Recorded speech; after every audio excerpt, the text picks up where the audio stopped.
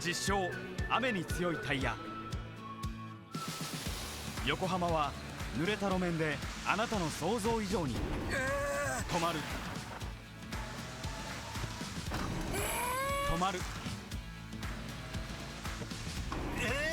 止まる。日本最高グレードのウェット性能 A をあなたの車に。雨に強いタイヤといえば横浜。革新のカーボンベゼル。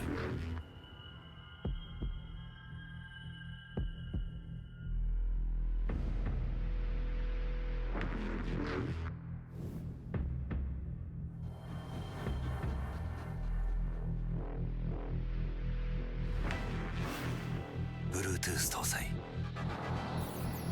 G-SHOCK カシオ。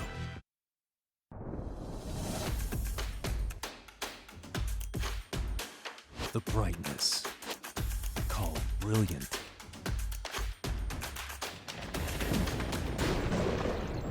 Valenti.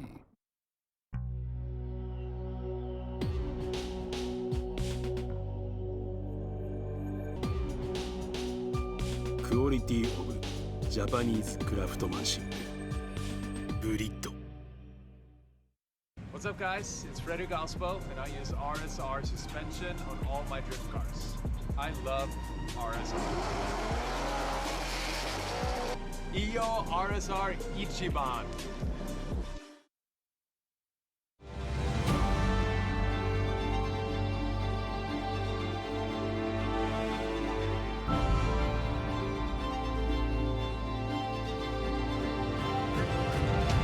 Kanda。伝統と革新、小倉クラッチのテクノロジーを凝縮。チャンピオンを取るためのクラッチ、小倉レーシングクラッチ ORC。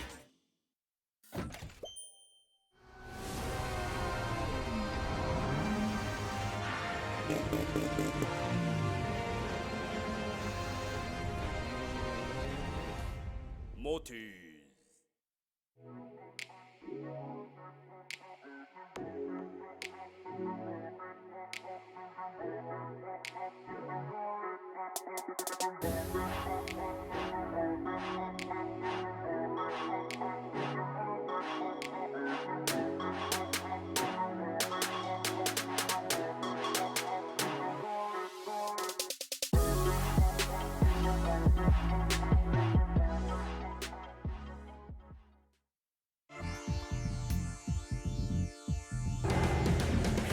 The brightness called brilliant, blinding and vivid. Valenti. 実証雨に強いタイヤ。横浜は濡れた路面であなたの想像以上に止まる、止まる、止まる。日本最高グレードのウェット性能 A をあなたの車に。雨に強いタイヤといえば横浜。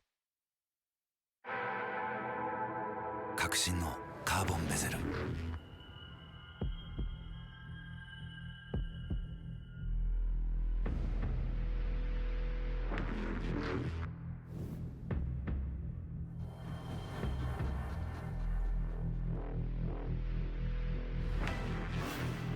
Bluetooth 搭載 G-SHOCK カシオ。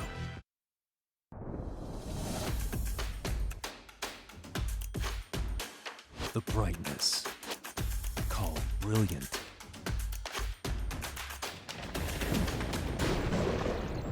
Valenti.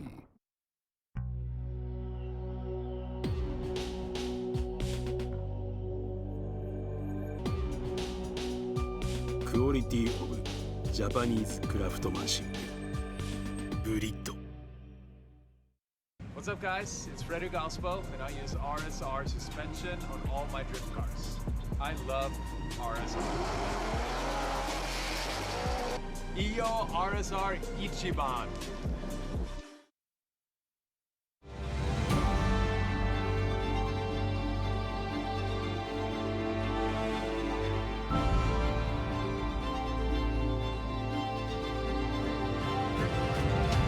剣だ。伝統と革新小倉クラッチのテクノロジーを凝縮チャンピオンを取るためのクラッチ小倉レーシングクラッチ ORC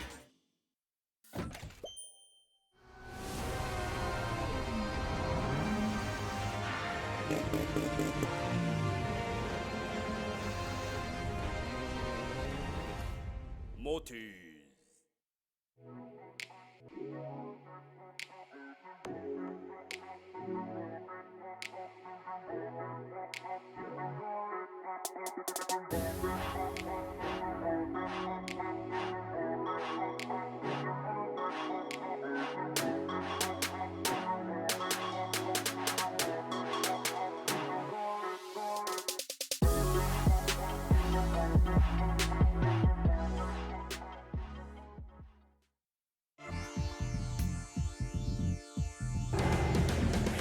The brightness, called brilliant, blinding and vivid. Valenti.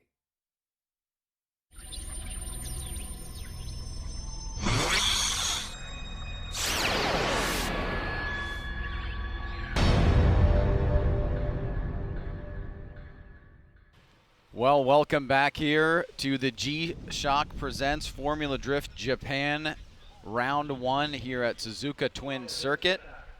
Glad that you are joining wherever you are around the world. I'm Ryan Sage alongside Ryan Lantain, and we are just about to get the top 16 underway. Top 32 provided us some great action and insight to how the drivers have been preparing for this moment coming into the weekend.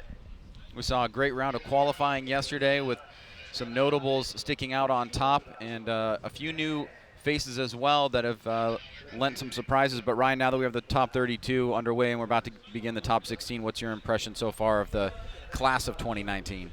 So far, so good, Ryan. It's looking pretty bright. I think we have a great group of drivers here, and it looks like Mr. Iwata actually had to turn a few people away this year because so many people are interested in competing, which is really cool to see. Good sign. Yeah, so we'll see what happens at Ebisu, what kind of driver turnout we'll have there. If things will change, potentially they could, as the driver grouping tends to change from track to track with this series, just in terms of how far they have to travel and how involved they want to be throughout the series. But I'm sure things will get modified a little bit as we go along. The only thing that's really changed, and it's only changed within the past few moments, is there's been a slight wind kicking up here and a little bit of moisture in the air. I don't think it's going to wreak any havoc on us, and certainly don't see anything in the forecast that shows that we're going to get some rain, whether it's spotty or not. But nonetheless, that's been really the only conditions. It's been kind of like this the whole weekend. A little bit overcast, light humidity. It's been pretty good drifting weather for the most part, and we've seen the guys take advantage of it with some really smoky high-speed runs. And the guys that seem to be sticking out the most to me are the ones that can figure out that initiation to outside zone 1 and 2 and really getting those and the timing of that correct. Your thoughts? That is the key to this track. In qualifying, we laid out a lot of points for outside zone 1 and 2, especially outside zone 2. Outside zone 1 for line was 5 points. Or sorry, outside zone 1 for line was 5 points. For angle, it was 10 points. Outside zone 2, on the other hand, was 15 points for line and 10 points for angle. So you're looking at a majority of the points right there on zone 1 and 2, and that's right in front of us here in the judges tower. So it's something that's very easy for us to see in terms of the way that the drivers initiate, the angle that they achieve, and how deep they get into each zone. Not something you can trick or cheat at all. So it's one that we're keeping an eye on here in tandem as well. And the drivers, as we predicted, that are going to be moving on are the ones that can fill outside zone 2 consistently and accurately from round to round. The track that we have here really has two areas that we've predictably seen crashes in, not only in practice but also in qualifying, and that really is outside zone 1 and 2. Outside zone 2 does have this big tire barrier here, and we've seen a few drivers go in there, but really You mentioned the timing, getting outside zone 1 correct, and leading that into 2. Do you think that drivers from top 32 into top 16 will adjust their strategy, thinking about ways to attack this course, knowing that those sections have become so important in the overall results? I think a lot of what the drivers do depend on what the spotters tell them. Hopefully they're using their spotters here. We've seen an influx of spotters in the last couple of seasons here. I don't know if they didn't take it seriously before or if it was just a lack of knowledge about the spotter position, let's say, in a team.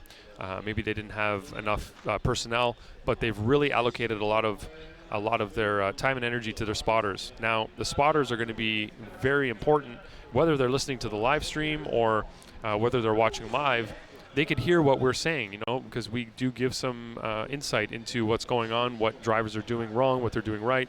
And hopefully, if their driver's not really getting out to that outside zone 2, they're going to say, hey, listen, the drivers or the judges are making a big they're talking about this a lot on the live stream. They're making a big deal about it, so you should probably get out there and adjust the way that they're driving.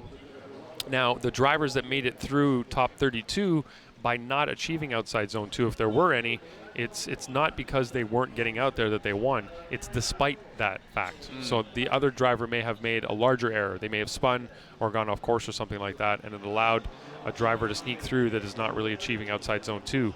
But going forward, if a driver's not doing that, I'm pretty sure they won't go much further than top 16. Now we're starting to see the drivers line up here. We've got a tradition in Formula Drift Japan where we line up the competitors against each other in the top 16 ceremonies. The Japanese commentators that are doing the live commentating here and also to the Japanese broadcast will introduce the drivers to the fans here on site and also on the live stream. And joining us to your left, Ryan, we have Judge Andy Yen from the U.S. Series, and then we also have our driver steward who has been a staple in the U.S. for a long, long time, Robbie Nishida. He is the third judge and also one of the Japanese commentators. So that's everybody that's on our side up here in the judges tower, and then off to our right, as you mentioned, Ryan, we have the spotter stand where all of the spotters that drivers have assigned are hanging out and hopefully getting good information about their competitors. So we're just about to start the top 16. We are under the queue of our Japanese friends over here from FD Japan letting us know what's going on as all these cars line up. And a beautiful set of cars. The Japanese styling, always something that I think everybody really appreciates. And a great diversity of vehicles in this top 16 lineup and in the 2019 field in general, especially when it comes to the tire manufacturers. And a lot of new manufacturers coming in this year.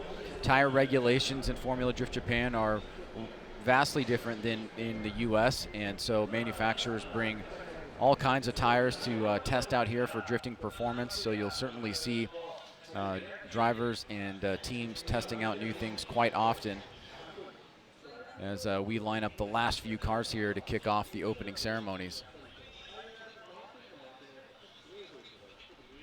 That's a beautiful lineup, Brian. Very colorful. It is. So there we are right there in the Formula Drift Japan tent. That's about where we're located, just on the outside of zone number 2, right above the tire wall. And this is a high action area. It's not uncommon to get sprayed with bits of tire and different pieces as drivers come flying through this section. There's a light breeze in the air right now that has picked up a little bit from the top 32. And it definitely has made for really good viewing for us, along with the addition of an overhead drone to really get some good perspective, especially on those last 2 inside clips, Ryan, as the cars are driving away from us. It really does help quite a bit. And when you have a stagnant air and the smoke not moving, it's hard to see.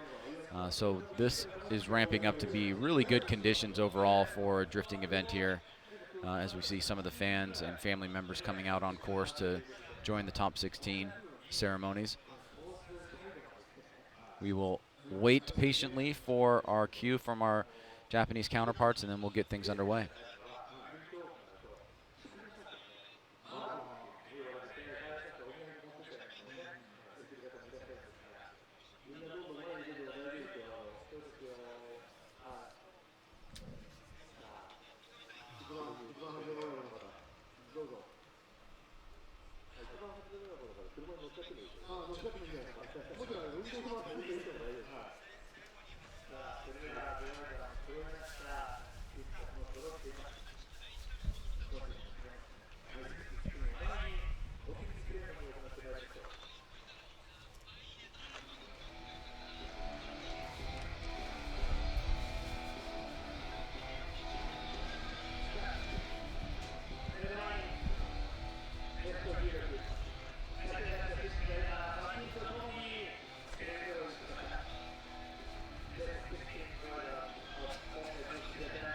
So Ryan, as Japanese commentators lead us in, we take a look at our first battle here. We'll provide as much commentary as we think is needed to ramp things up. It's always nice to hear our Japanese counterparts as well go a little bit wild and crazy. Andrew Gray and Daisuke Hara, the #1 qualifier versus the 17th place qualifier. A little bit of an upset, taking out Kenji Yamada. And it looks like we're getting the signal for the national anthem.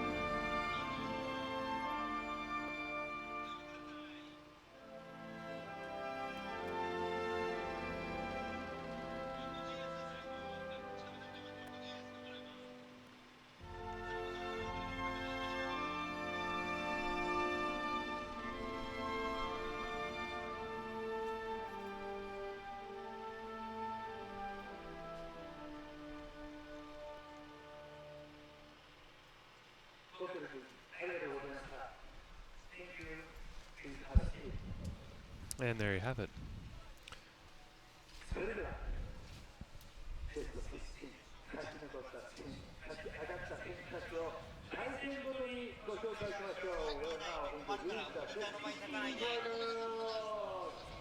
All right, so now the action starting to pick up here as we get ready for the top 16 introductions.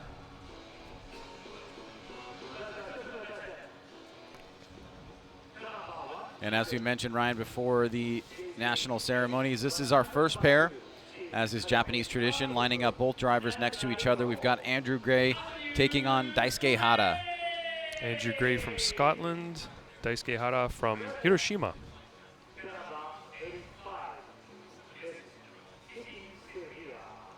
Of course, Andy Gray doesn't live in Scotland now. He lives up in Fukushima.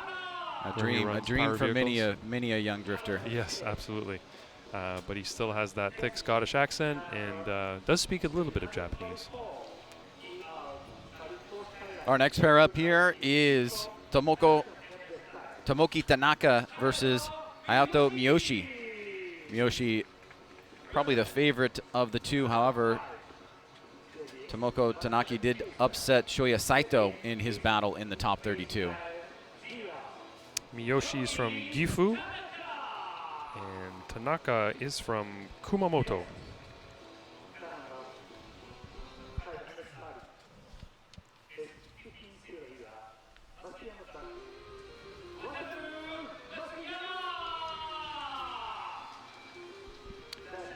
And here's a guy we've been talking about a lot this weekend, Wataru Matsuyama.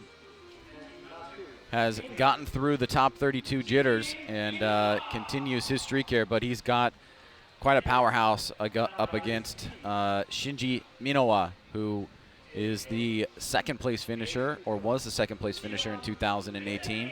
And so that's going to be a tough top 16 battle for both those guys. Matsuyama is from Tochigi, and Minowa is from Tokyo.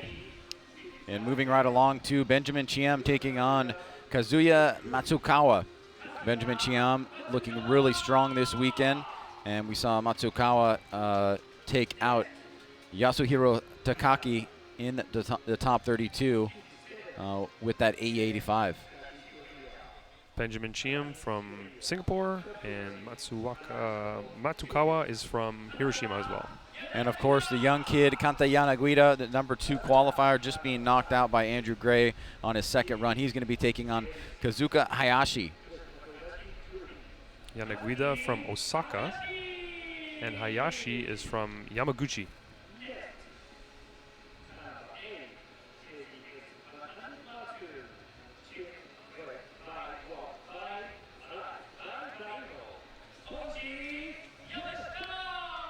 Yeah, and there he is, Koichi Yamashita. He's going to be taking on Yoshitaka Ogane in our second battle on the right-hand side of the bracket. Both drivers coming together with some great runs. Yin Hirino was the competitor against Ogane. He knocked him out, and Shinichiro Saito was the competitor that Koichi Yamashita defeated. Everybody knows Katsuhiro Ueno, a legend in the sport. He's going to be taking on Yuji Saito.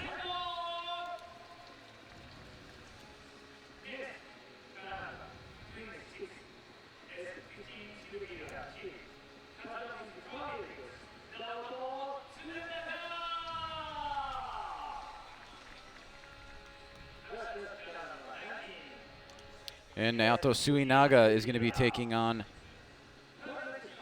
Yuichi Yamagai. Suinaga looking strong this weekend, making a casual appearance in the event. He'll do one-offs from time to time. And there you have it, ladies and gentlemen. That is your top 16 here at the G-Shock Presents Formula Drift Japan Championship Round 1 Suzuka Twin Circuit out here in Mie Prefecture. We'll release the drivers back, Ryan, and we'll get things started right underway.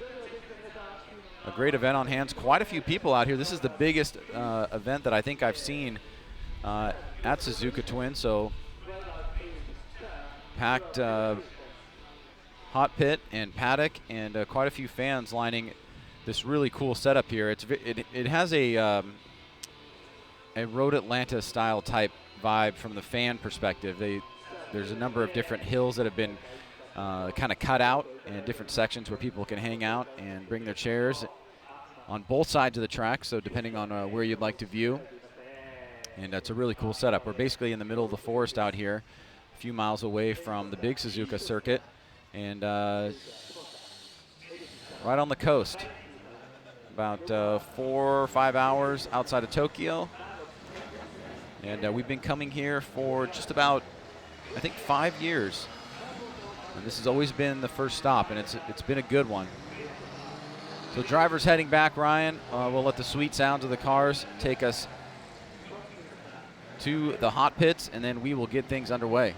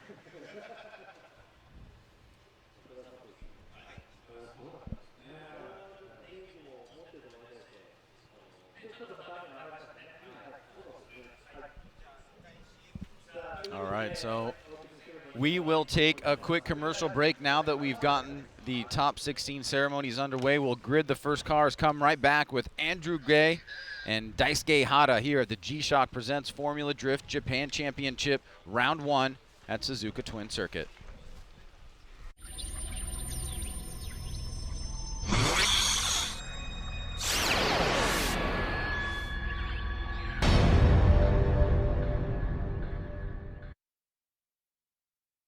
実証雨に強いタイヤ。横浜は濡れた路面であなたの想像以上に止まる、止まる、止まる。日本最高グレードのウェット性能 A をあなたの車に。雨に強いタイヤといえば横浜。革新のカーボンベゼル。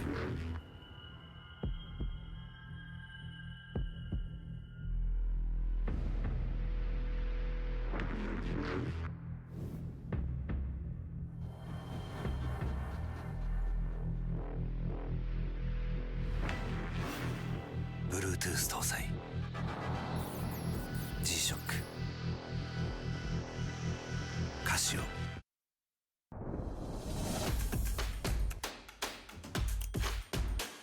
The brightness called brilliant.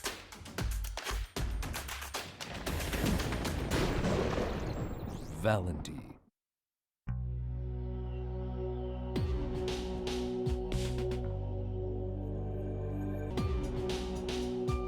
Quality of Japanese craftsmanship.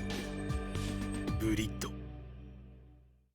What's up, guys? It's Frederick Ospo, and I use RSR suspension on all my drift cars. I love RSR. Iyo RSR Ichiban.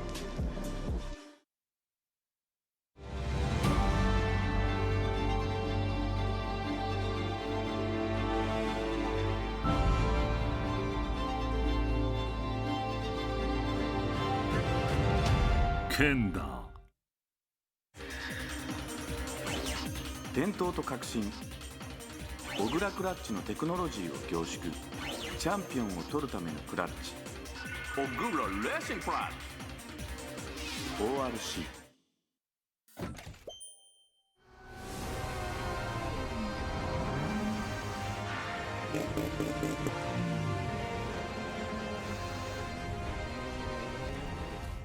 モティ。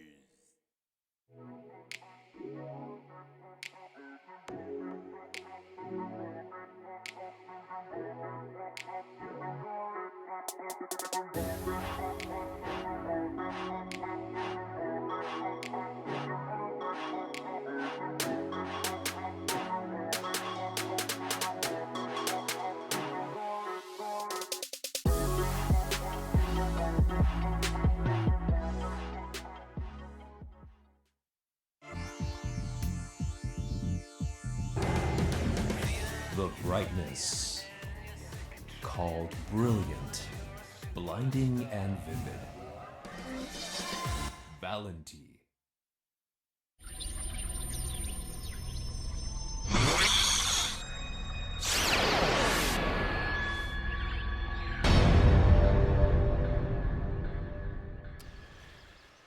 All right, and we are back here at the G-Shock Presents Formula Drift Japan Championship Round 1 Suzuka Twin Circuit.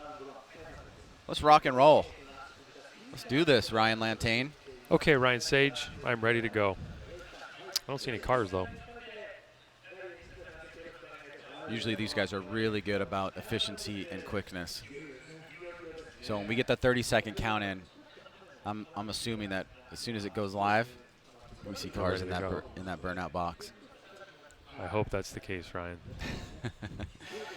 So there's Andrew Gray, your number 1 qualifier, coming through with that 97 on his second run of the day, just topping out of a 96 that Kanta Jana Guita had. He'll be on the other side of the bracket. Left side of the bracket, Ryan, pretty stacked. We've got Gray, we've got Miyoshi, Minowa, Cheam as some of the top guys. On the right-hand side of the bracket, Jana Guita, Yamashita, Ueo, Suinaga. So pretty evenly stacked on both sides. We'll see how things go. Minowa and Gray have had many battles. If they do well in their top 16 and grade 8 battles, they would meet in the final 4. We got Miyoshi, who has had some really incredible initiations. He's going to be taking on Tanaka in the second battle of the top 16. The winner of that would face the winner of Gray and Hada. So we'll see how this bracket develops as we move along here. Matsuyama's been throwing down some great initiations. Indeed. Minowa has in the past been very aggressive at this track, and others. He's been not as aggressive here at this track this weekend. He didn't qualify as high as we've seen him in the past. I believe we've seen him qualify in first position in the past. Last season he finished second overall, and yesterday he qualified 13th. He had a score of 86. Not a bad score, but 10 to 11 points off the top qualifiers. So not the performance that we're used to seeing from him. It is a new car, same chassis as usual, but brand new car, and you know what they say, it could be the same chassis as your previous car, but it doesn't mean that it's going to feel the same way. So maybe he's just adjusting to this new car that he needs to get accustomed to. We'll see how he plays out here in top 16 against Matsuyama, who's, we have seen great things from him in qualifying in the past. He hasn't always translated that into a great top 32, top 16 performance, but today he made himself, got himself to top 16. So we'll see how these two are going to match up, how they're going to play off each other, if they're able to really live up to their potential that we have seen in the past.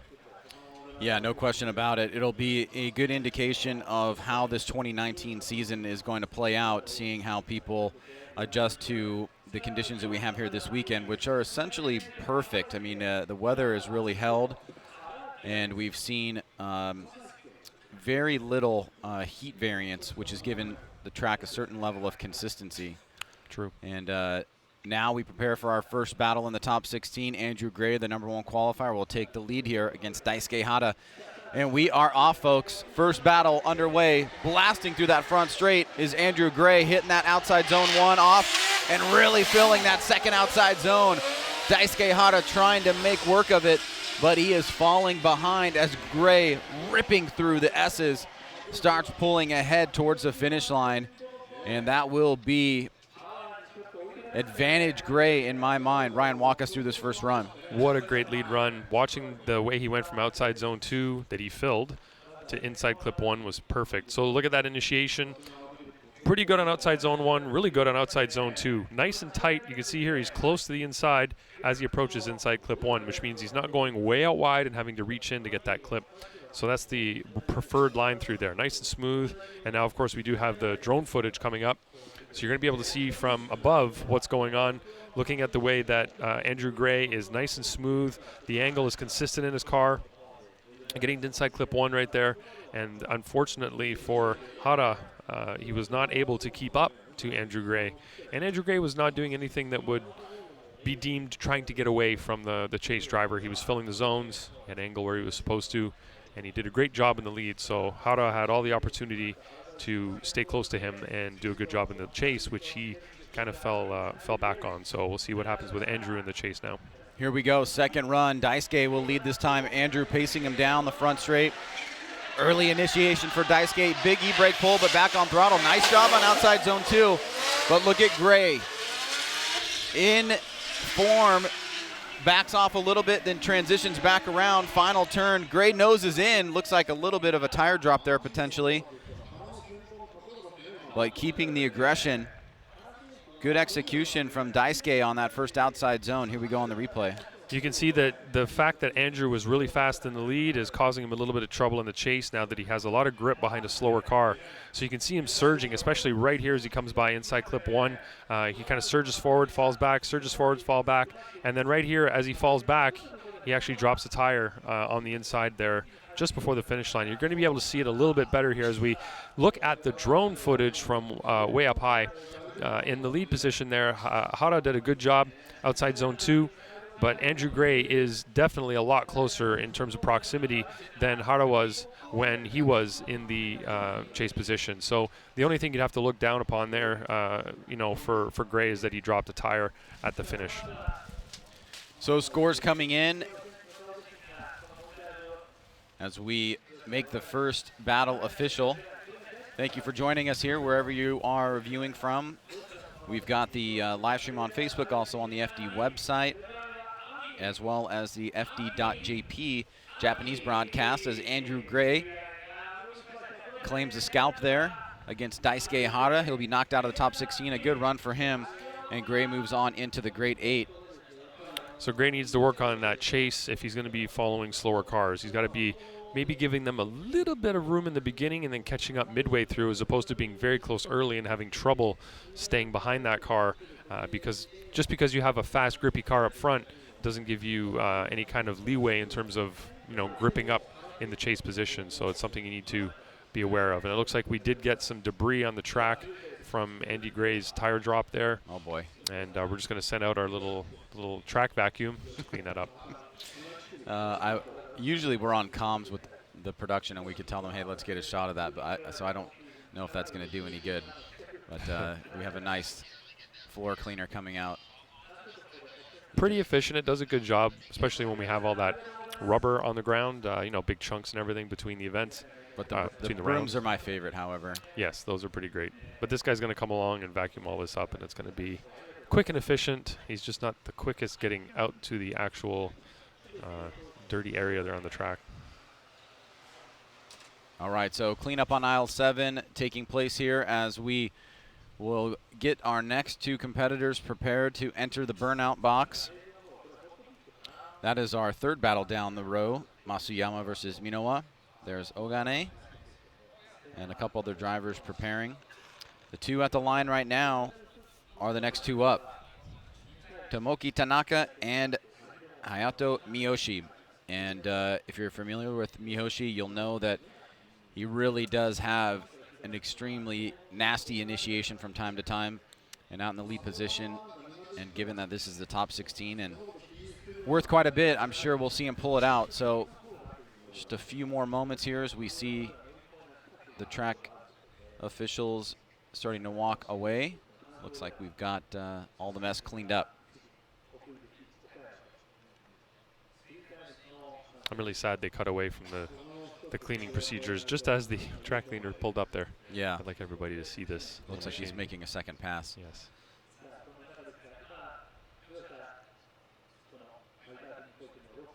Yeah, sometimes we are left in the dark. We see something happening, but we can't really be told. So this battle, we have the 9th place qualifier Miyoshi against Tanaka, who qualified 25th. So he upset the driver that he was up against, who had qualified 8th in the top 32. So now we have 9th versus 25th. And in terms of the spread there in points, the 25th place qualifier was an 80-point score, and the 9th place qualifier was an 89. So not too much. Oh, come on, boys. They went for a 3rd and a 4th pass, Ryan. Yes. Show us, show us, show us. We want to see. We can see. You guys can't see, unfortunately. It's extremely exciting.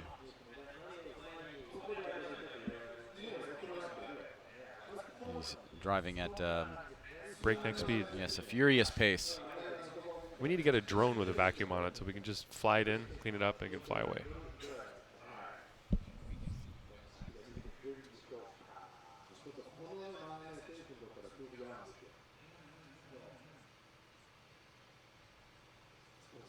Reminds me of the little vacuum guy from Wall-E. If you remember that guy that was going around cleaning the floors Yeah. behind Wall-E as he was running around? Just a bigger version of that with a man riding it.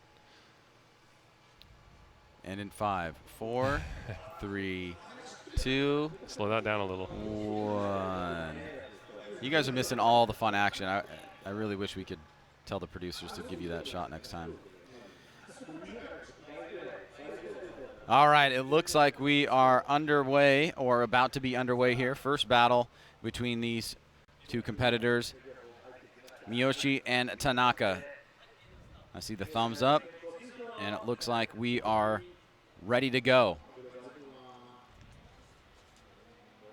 And they're off. Miyoshi out of the gate through the chicane. Clean start there, no red flag. Here we go. Let's watch the initiation. He snaps to the wall, throws it right there, right on the outside edge of outside zone 1. Hits outside zone 2. Big angle from Tanaka in the chase, and he really makes a mistake as he has to unwind it. And another reduction of angle there. So Miyoshi getting the better of the first exchange. And let's take a look at this initiation and how Miyoshi executed, and also the mistake made in the chase position by Tanaka. So as you see Miyoshi running up to the initiation point, he gets mid-track, flicks the car in, nice and sideways there. Great job on outside zone 2 as well. And this is exactly what you were talking about earlier. Tanaka does make a mistake right there, drops a tire, straightens up considerably, and then loses angle by inside clip 2 as well. So Miyoshi did a good job. Let's watch it from the eye in the sky. As he gets the car to angle, gets nice and close to outside zone 1, and not right up on the wall, but pretty darn close. Outside zone 2 did a great job, left it right where he should, and that's that big correction from Tanaka in the chase position. It's going to be potentially an incomplete from the judges. I kind of do myself, but I can't speak for the other two, how they view the significance of that straighten right there. And let's just briefly remind everybody watching at home about this track relative to USA rules. We basically use the same judging rules and very little decel area here at this track. Yeah, drivers should be on throttle the majority of the time. All right, here we go. Tanaka leads. Nice job on initiation. Couple little movements with the front wheels, but Miyoshi not letting him get away. He tucks up in the pocket as Tanaka goes wide, leaving outside zone 2. But an extremely quick car there by Tanaka, and you hate to think that he left some on the table in his chase run, because that lead run started off pretty phenomenal. It did. Looking at what he did on initiation was pretty impressive. I don't think we've seen this from Tanaka yet. He got almost 90 degrees with that wall. Wow. Did miss outside zone 2, unfortunately, and because of that, ended up going pretty wide here. About mid-track. Should have been a little bit closer to the inside of the track before inside clip 1. But Miyoshi did a good job in the chase position, despite the lead car missing a couple of major points of the track. All right, so let's make it official. Hayato Miyoshi receives all 3 scores in his direction from the judges' car. 3-4-4 is moving on into the grade 8.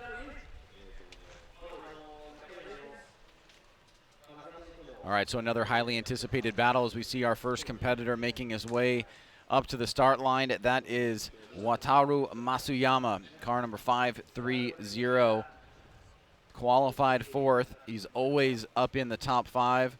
Has had a few number 1 qualifications. But, Ryan, as we talked about in the top 32, the criticism levied toward him really has been about he hasn't been able to take that qualifying skill and kind of do what James Dean and Frederick Osbo have done in head-to-head opportunities. He has not really been able to translate that, so to speak. We did see him get a pretty good win that showed some confidence, especially in his chase run, which is what we were looking for or wanting to know. But now he's got really stiff competition here by the nature of how things have lined up with Shinji Minowa, the number 2 driver in the series in 2018. Yeah, both 2JZ-powered cars with significant amount of power, I'd say, from both. This should be a pretty good battle. They're both very aggressive drivers. Like you had said earlier, Matsuyama can put down those great qualifying runs. Can he really make it work in tandem? We haven't seen that from him always in competition. But he may have a chance here because Shinji has not been on his A game this weekend so far. So here we go. Matsuyama, let's watch the approach. Nasty, rolling into it, big angle, and really on throttle back early. But Minowa looks like he is now starting to surge and get comfortable in that vehicle. He transitions back around. He's starting to tuck up on the inside, reduces the angle a little bit, but keeps the pressure on. And another quality lead from Matsuyama. Let's break it down here. I thought Minowa got the timing on the initiation really well as well. Yeah, look at that flick from Matsuyama. Really great job getting it to big angle very early. Like you said, back on throttle, fills outside zone 2. But Minowa is right there with him. He's following him. He's mimicking him pretty well, except that transition right there could have been, he started it at the same time, but it looked like he did it a lot slower and maybe didn't get the line quite right going out to trying to get into inside clip 1. You can see the angle doesn't really match there from Minowa, although he did get sideways at the right point. Minowa is matching his line really well there in the right position, but you can see that transition from Minowa was really lacking coming to inside clip 2. So he left some opportunities there, didn't really use what he could have, unfortunately. Maybe focus a little too much on really close proximity while avoiding or ignoring maybe the angle side of things, where he should have been focusing a little bit more on kind of a combination of both. All right, second half of the battle here. Shinji Minowa now the lead driver. How is Matsuyama going to acclimate? So far, so good. As both drivers hit that second outside zone. Matsuyama on the throttle trying to come through the smoke line. Minowa trying to leave him in the dust, but look at Matsuyama. Great job there and a very competitive battle.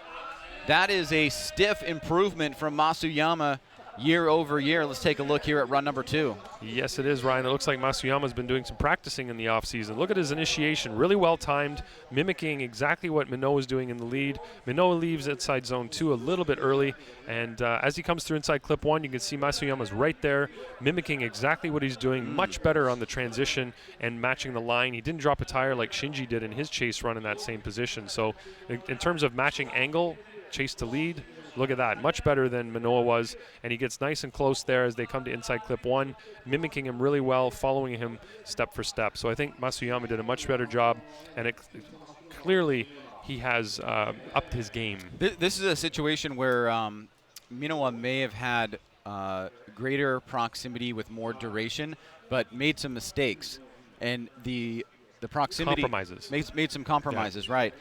Whereas the chase from Matsuyama was very clean and still really relatively close. Yep. Had that moment where he tightened up really close here, but it goes to show you, and I don't know how this result is going to go, but I'm getting the sense that you guys are potentially leaning towards Matsuyama. So let's make it official. And there goes Ryan Lantain. One more time from Robbie Nishida, and Andy Yen is the deciding vote, and it goes to Wataru Matsuyama.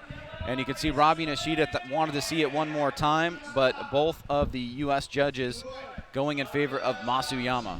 Yeah, looking at what we're kind of just talking to Andy and Robbie here real quick, just to, because Robbie's got to do the Japanese announcing as well, so we're trying to get a feel. Hold on 1 second, Ryan. Yeah. Yes, they're getting pit rapota. All right.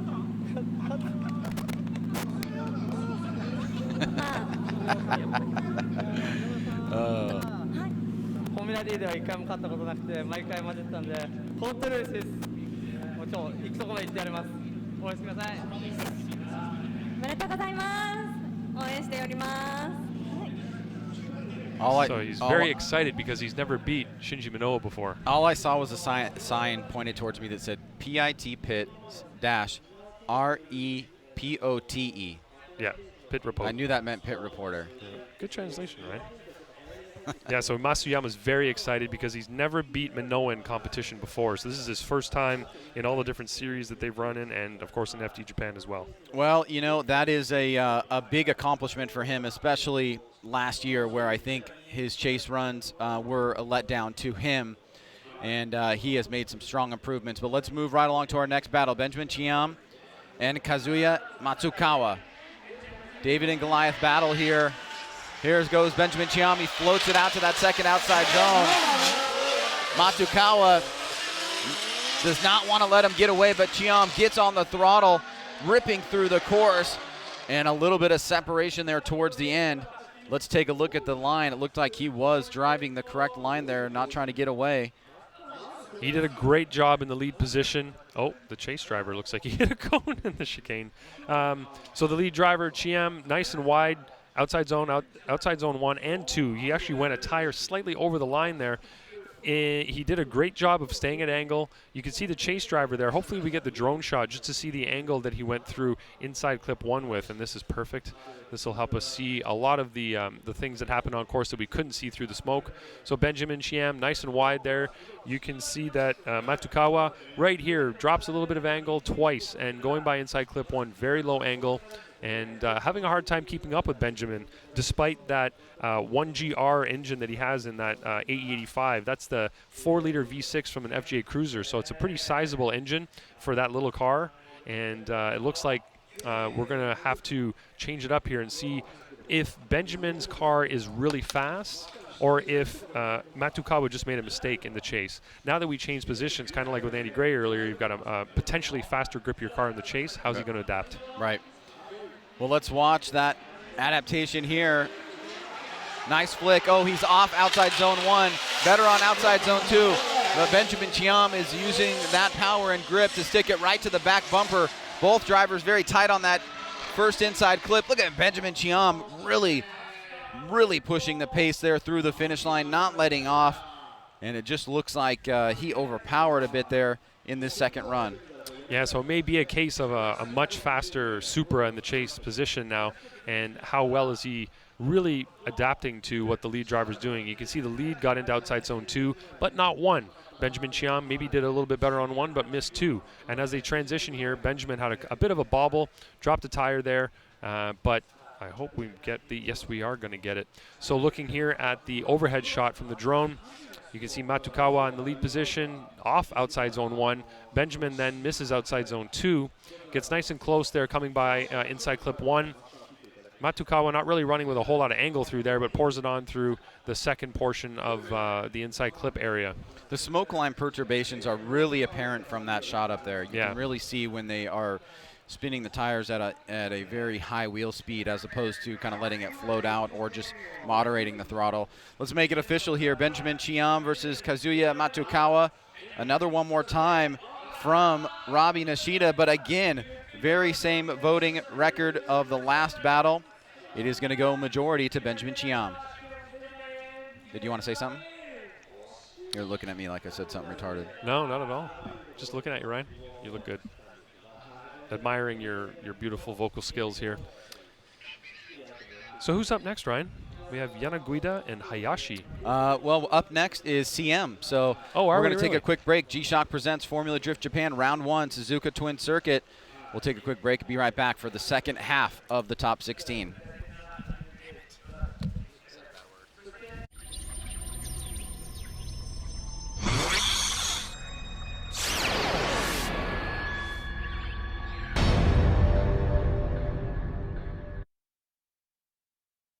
実証雨に強いタイヤ横浜は濡れた路面であなたの想像以上に止まる止まる止まる日本最高グレードのウェット性能 A をあなたの車に雨に強いタイヤといえば横浜革新のカーボンベゼル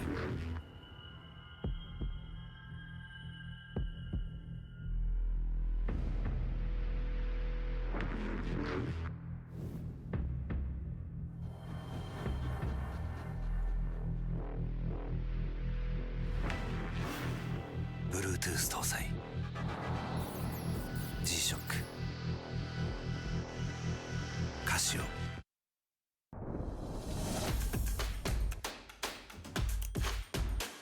The brightness, called brilliant.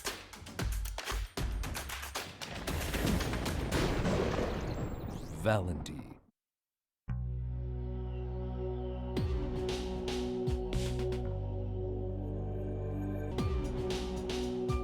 Quality of Japanese craftsmanship.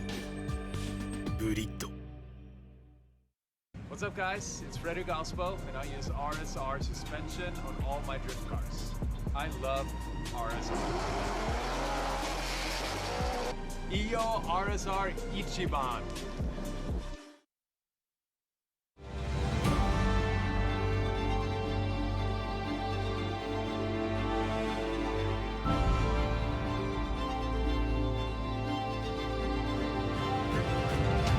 Kanda 伝統と革新小倉クラッチのテクノロジーを凝縮チャンピオンを取るためのクラッチ小倉レーシングクラッチ ORC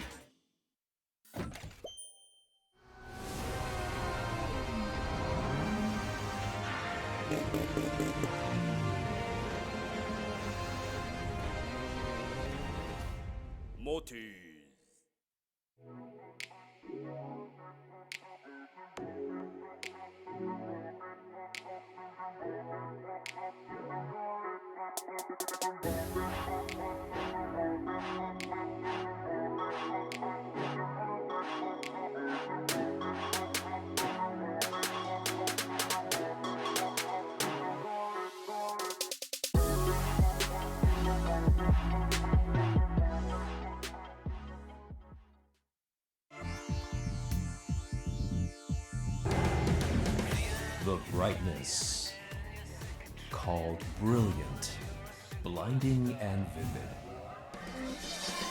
Valenti.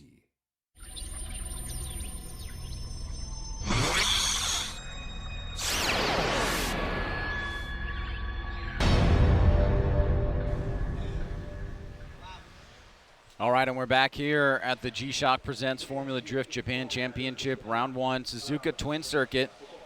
Probably going to say that 30 times. Got it memorized. Don't even need to read it anymore, do you? Yeah, it's there. We have made our way halfway through the top 16. Andrew Gray, Miyoshi, Matsuyama, and Benjamin Cheam are all now in the grade 8. So we swing ourselves over to the right-hand side of the bracket. As the sun comes out, Ryan. As the sun comes out, it gets a little bit warmer. And this is the first time I think we've actually seen the sun this weekend. It's mostly been overcast, so I wonder if that will affect tire temps and track temps and things of that nature. But let's get right into our next battle. Kanta Guita taking on Kazuki Hayashi. Guita again qualified number 2, has been looking really strong. The car seems to have a little bit more pep in its step this year. And I think that was the one thing that they wanted to try and remedy from last year, is that in some instances he seemed to be a little bit underpowered relative to other cars. So we'll see if those fixes have been made in the offseason. You can see Hayashi warming up his tires. He has also had some marked improvement in his driving from 2018.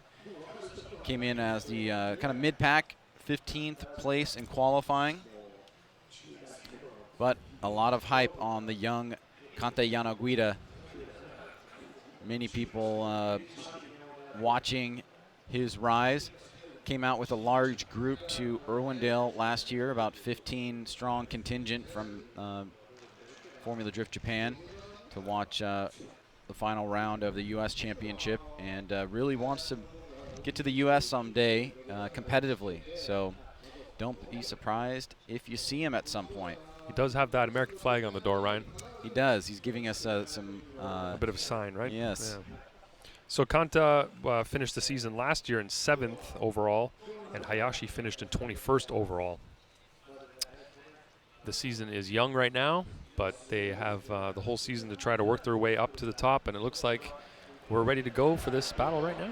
Guita comes flying out of the gate. Hayashi tracking him down. Early initiation there, beautifully executed from outside. Oh no, Hayashi going deep, losing the bumper, and we are seeing a little bit of debris on the course from Hayashi.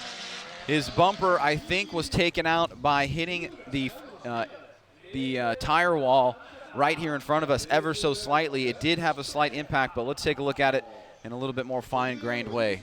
Great initiation from Guita right here, nice and perpendicular to that wall.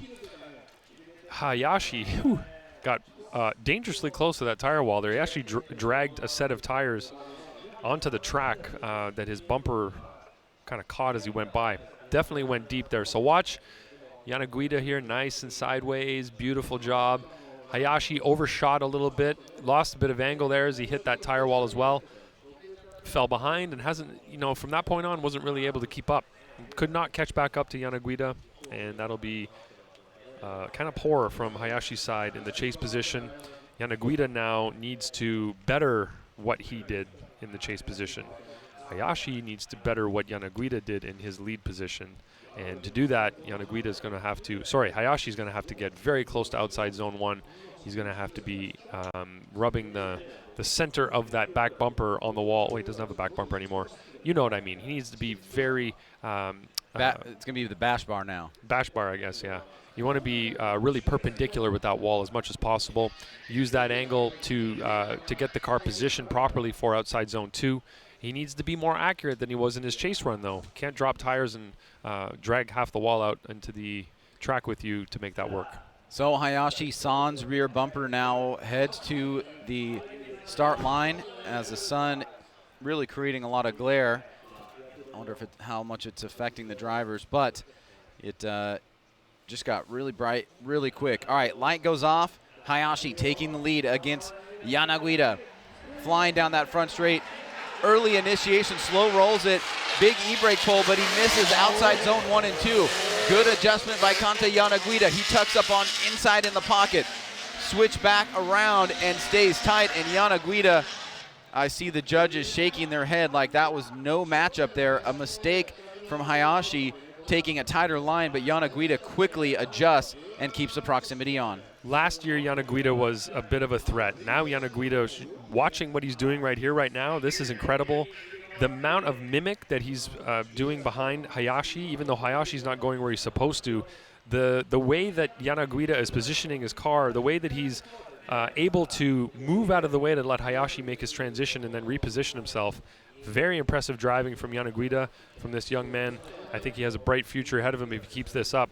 His progression since we started seeing him a couple of seasons ago in FD Japan has been pretty impressive, and just that battle right there was, wow, very well done. Well, high remarks there from Ryan Lantain as Jana Guita looks like he's going to be moving forward. Let's make it official here. All three judges go in favor of the young and rising talent from Japan. Kanta Jana Guita moves on into the Great 8. He will be facing the winner of this next battle that is at the line right now, and that is Koichi Yamashita and Ogane. You double sunglasses? Oh, yeah. It's very bright all of a sudden. What a beautiful day it turned out to be. So Jana Guita is going to go up against the winner of this battle that's coming up right now between Yamashita and Ogane. 7th place qualifier up against the 10th place qualifier. Oh, we have our pit reporter. Exciting. カンタ選手、昨年は16位で敗れていますけれども、今年はいけそうですね。ありがとうございます。とりあえず、そうですね、もっと上目指して頑張ります。はい、ありがとうございます。頑張ってください。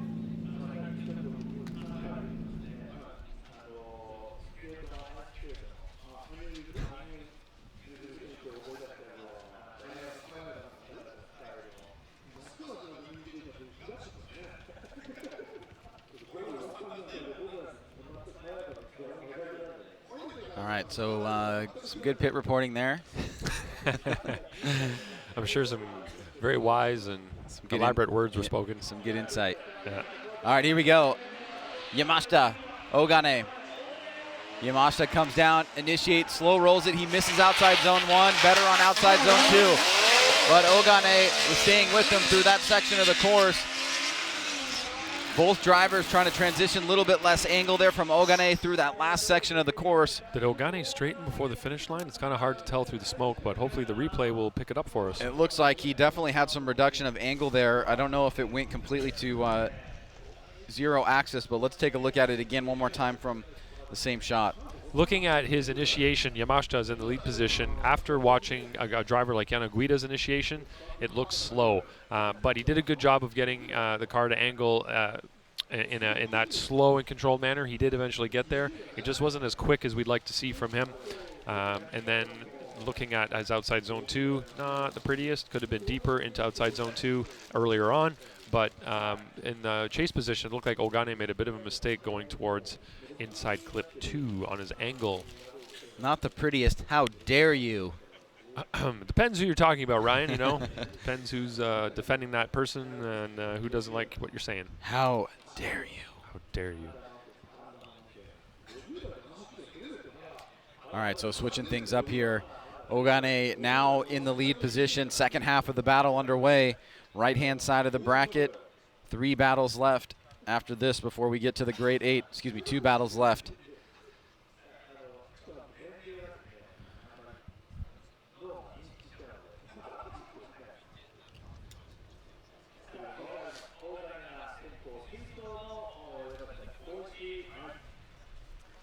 Good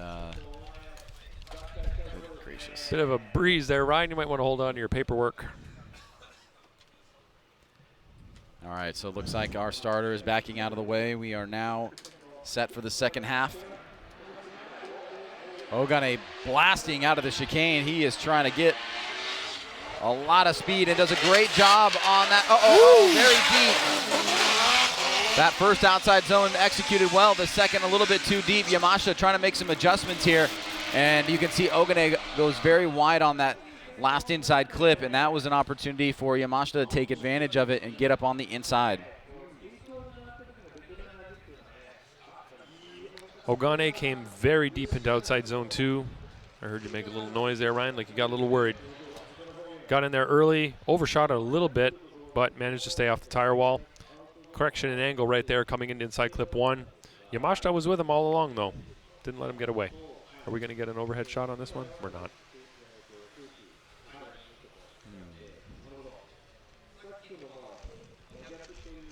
So I believe all the votes are in. We're just going to wait and see what the outcome is.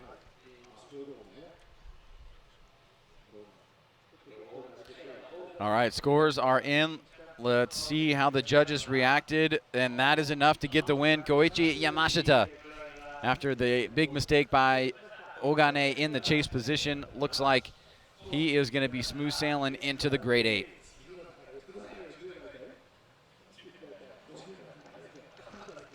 Who's up next, Ryan? We have Ueo and Saito. Yeah, nice battle up ahead next.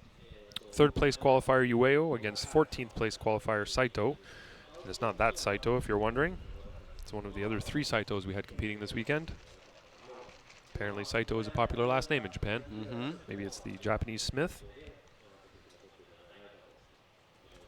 Saito making his way up to join Ueo at the starting line. Ryan, one thing that's been evident with Ueo this weekend is he is extremely fast and not afraid to throw it sideways at that first outside zone. So he throws it with reckless abandon, and somehow the car sticks, and as wild as it looks, he makes it work.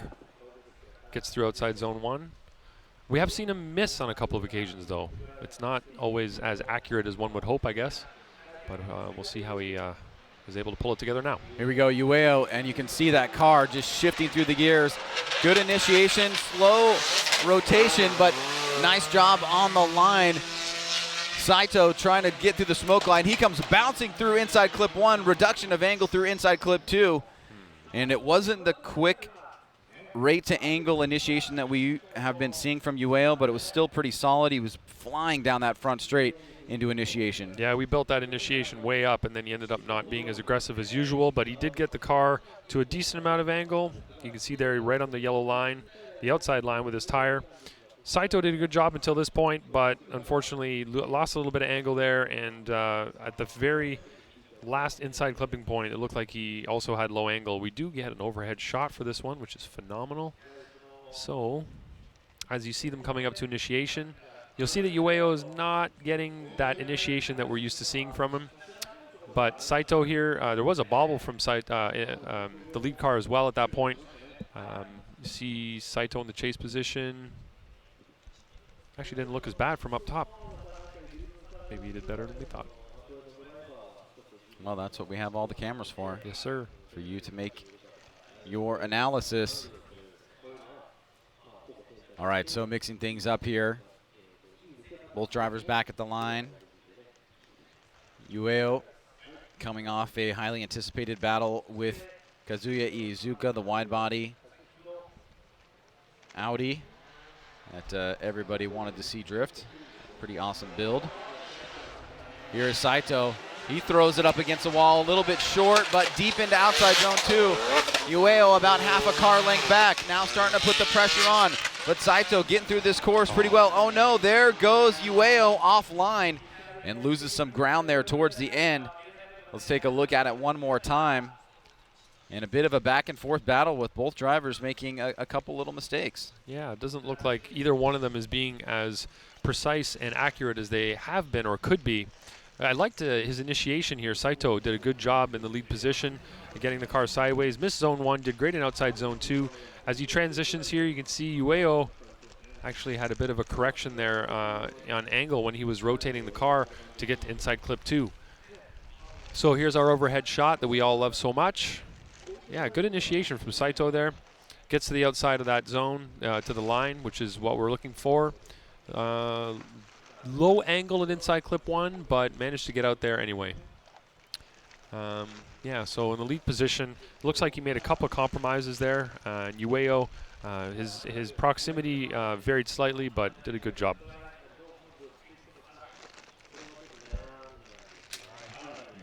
Yeah. All right, so the judges putting their results in. It looks like we do have an official result coming through. Let's go ahead and put it up and find out who's moving on. 1 for Ueo, 2 for Ueo. That'll be enough. And it's a one more time from Judge Andy Yen. Thought it was a bit too close to call. So it will be a majority vote in favor of Katsuhiro Ueo moving on into the Great 8. And now it looks like we've got our next battle in the Great 8, in the top 16 rather, setting up our next competitor to go into the Great 8. And this will be the final battle of the top 16. Last position available. And this is our lowest qualified driver still in competition right now. I'm a guy. Yep. Qualified 27th. And then the next lowest is actually Suinaga, the driver he's going up against, which is position 11. So that's an 88 from Suinaga in qualifying. And I'm a guy had a 78. Interesting. All right, so here we go. The battle is quickly underway. Suinaga will take the lead. Let's take a look at the initiation. He's blowing down the front straight. Huge gap established. And he is really running the criteria to the max while still maintaining a solid gap between him and Amagai. And Ryan, no real tandem there on that one. Amagai did not get a good jump out of the gate, and Suinaga was just blasting through the course right from the starting line. Yeah, I wonder what happened there. Did he have too much wheel spin? Did he miss a shift? Suinaga in the lead position. Great job getting the car to angle. Outside zone 2 was well done. But Amagai, low angle, 0 proximity, unfortunately. Not really looking good for him at the moment. But great job by Suinaga up in the lead.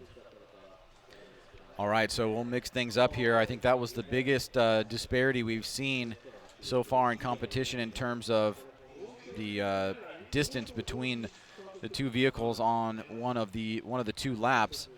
So you have to wonder what type of strategy is Suinaga's spotter going to tell him that he should put together here. Seems like a little bit of a questionable situation where it's hard to know how much pressure to put on Amagai, given how far away they were on that first run. Yeah, how much pressure do you put and where? And when. Right, when, where on the track. Good point. It's a difficult one. You don't want to give the lead driver too much room. You might never catch him again. You might get away. But if you don't give enough room, you might not have any room to drift yourself. Amagai initiates right outside the first outside zone, better on the second outside zone. But I think Suinaga's got this dialed in. He is locked on that back bumper, switches back around, 1 turn left to go, and that should solidify it. A very persuasive case by Suinaga in our last battle in the top 16. And that should set the field, Ryan. Yes, sir. Gray, You're Miyoshi, Matsuyama, Benjamin Cheam, Jana, Guita, Yamashita, Ueo, and Suinaga, I would imagine, Ryan, is going to get the win here. I would also imagine that, Ryan. Looking at the replay, Amagai didn't do a terrible job, but he missed some key points. Did that very wide line from outside zone 2 into inside clip 1, which he didn't really achieve. But Suinaga did a great job of following him everywhere he went, despite not really being online.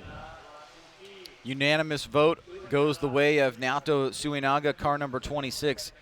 He will fill the final position in the Great 8. We will go to a quick commercial break. We'll come back. We'll start the Great 8, and then we're flowing all the way to the finals. This is the G-Shock Presents Formula Drift Japan Championship, Round 1 here at Suzuka Twin Circuit.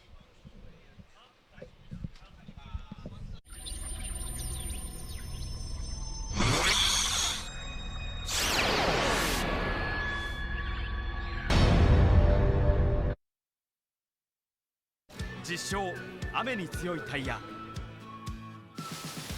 横浜は濡れた路面であなたの想像以上に止まる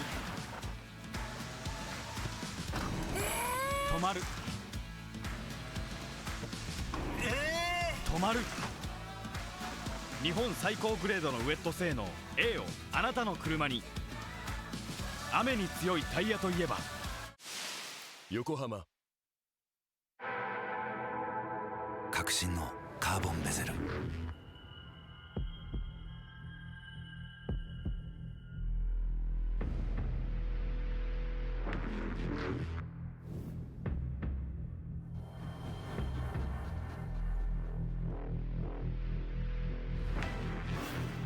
Bluetooth 搭載 G-SHOCK カシオ。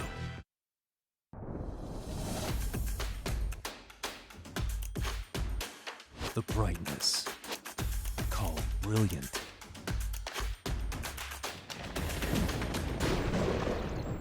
Valenti.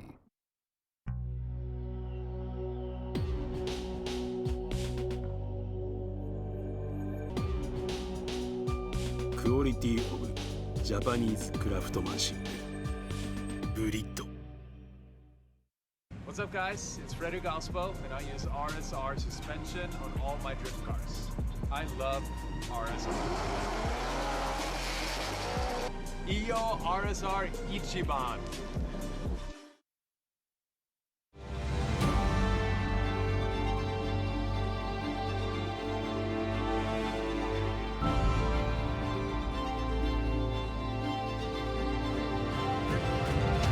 Kanda。 伝統と革新小倉クラッチのテクノロジーを凝縮チャンピオンを取るためのクラッチ小倉レーシングクラッチ ORC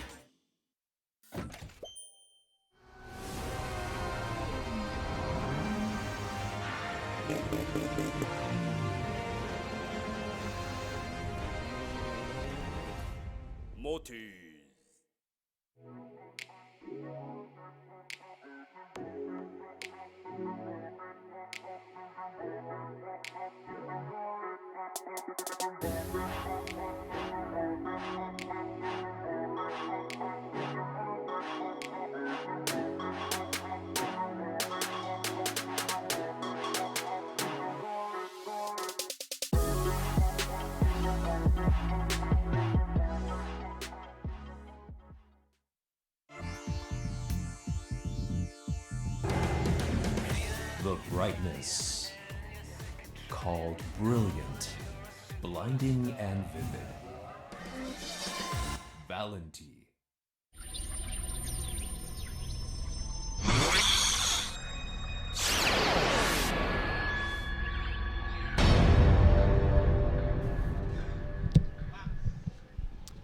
And we are back here at the G-Shock Presents Formula Drift Japan Championship, Round 1, Suzuka Twin Circuit.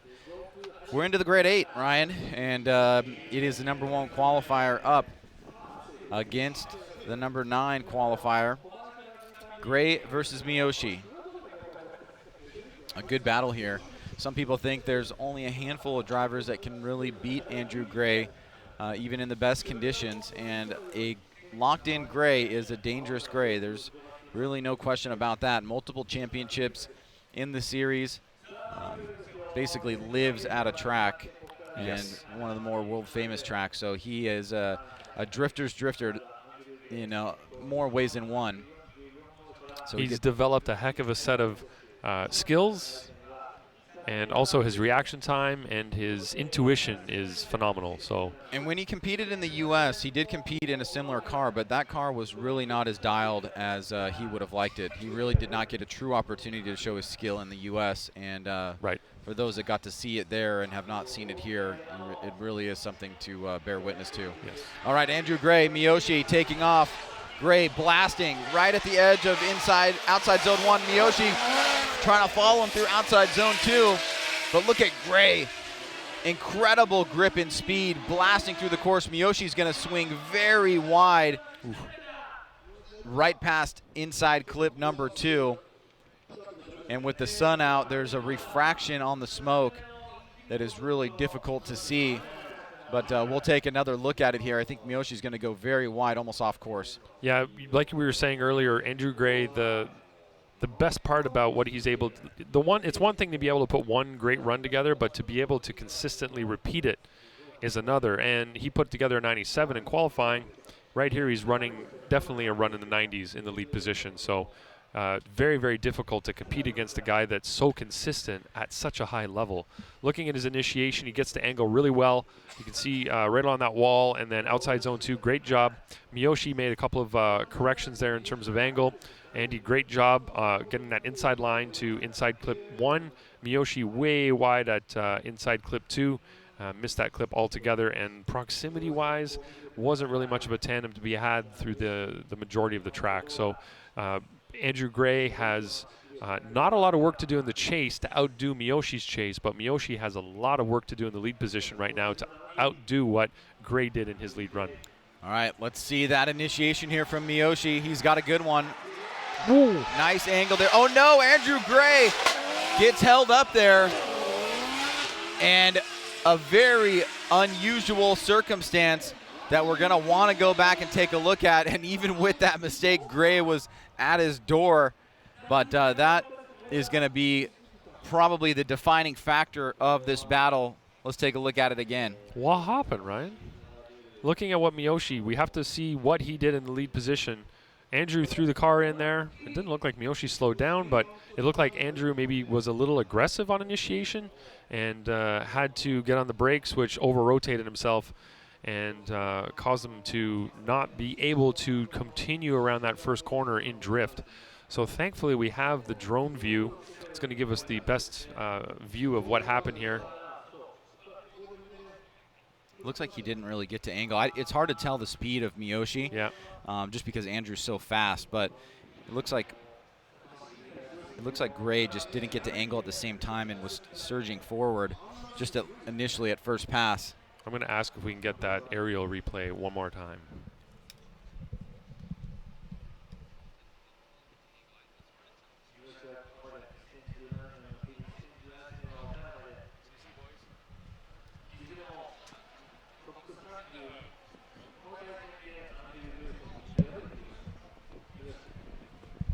So judges requesting another replay from the drone, and my initial intuition and seeing what we see, it just looks like maybe Andy was a little bit over aggressive and didn't get to angle in time, and that led him to induce that kind of half spin.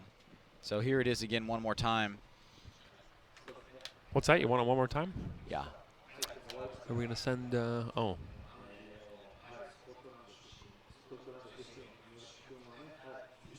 This isn't live, is it? That is live. Oh, they say, okay, just a moment, they say. Just a moment. All right, here we go. See how he had a lot of forward bite there? And the car just didn't get sideways. Didn't really get to angle. I'm not trying to convince you. I'm just... No, that's what I'm seeing also, Ryan. Unfortunate for Mr. Gray.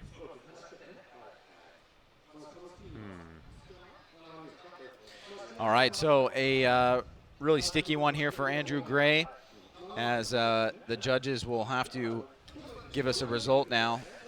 I mean, that would be an incomplete, I think, if it's judged at the fault of Andrew Gray. So I think here it is. Yes, let's make it official. Oh, and we have a vote for one more time by Ryan, and 2 in the way of Hayato Miyoshi. So Ryan, you must have been thinking that it was ambiguous about the fault. No, I just went. Andrew Gray had an incomplete in his chase, and I didn't feel that Miyoshi chased Andrew in his chase run. I see. Right? I see. Was that really a tandem?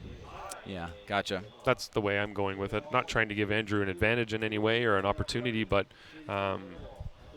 Miyoshi did, Andrew was aggressive and made a mistake. Miyoshi was not aggressive and was nowhere near him. So, we have a pit reporter coming up live right here, Ryan, which we will not have any information on whatsoever, but we're going to watch them interview Miyoshi. おめでとうございます。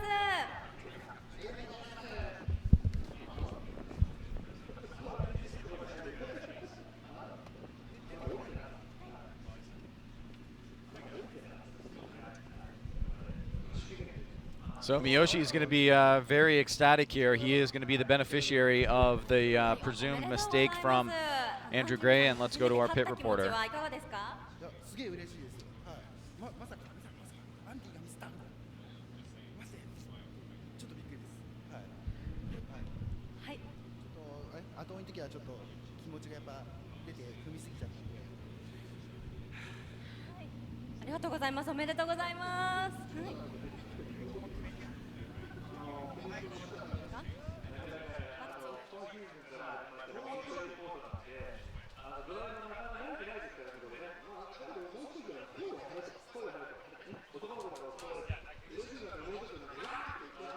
All right, so back at the line here for our next battle. Obviously a disappointed Andrew Gray.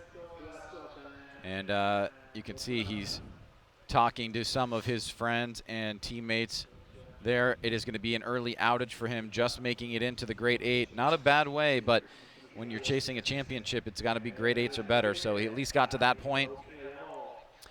We will move on to our next battle. Matsuyama versus Benjamin Cheam. This should be a good one. I wish I knew what Mr. Miyoshi said. Here we go, Matsuyama. That wide swing into initiation, big flick, great angle, misses out. Oh no, oh boy. Kept it off the wall. Good job, good job. And 2 incidents in a row, back to back.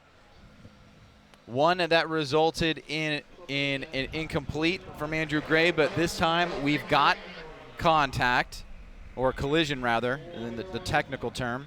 Wow. Which means we will have to assign fault, and also that will dictate competition timeouts and things of that nature. So Ryan, walk us through what happened here.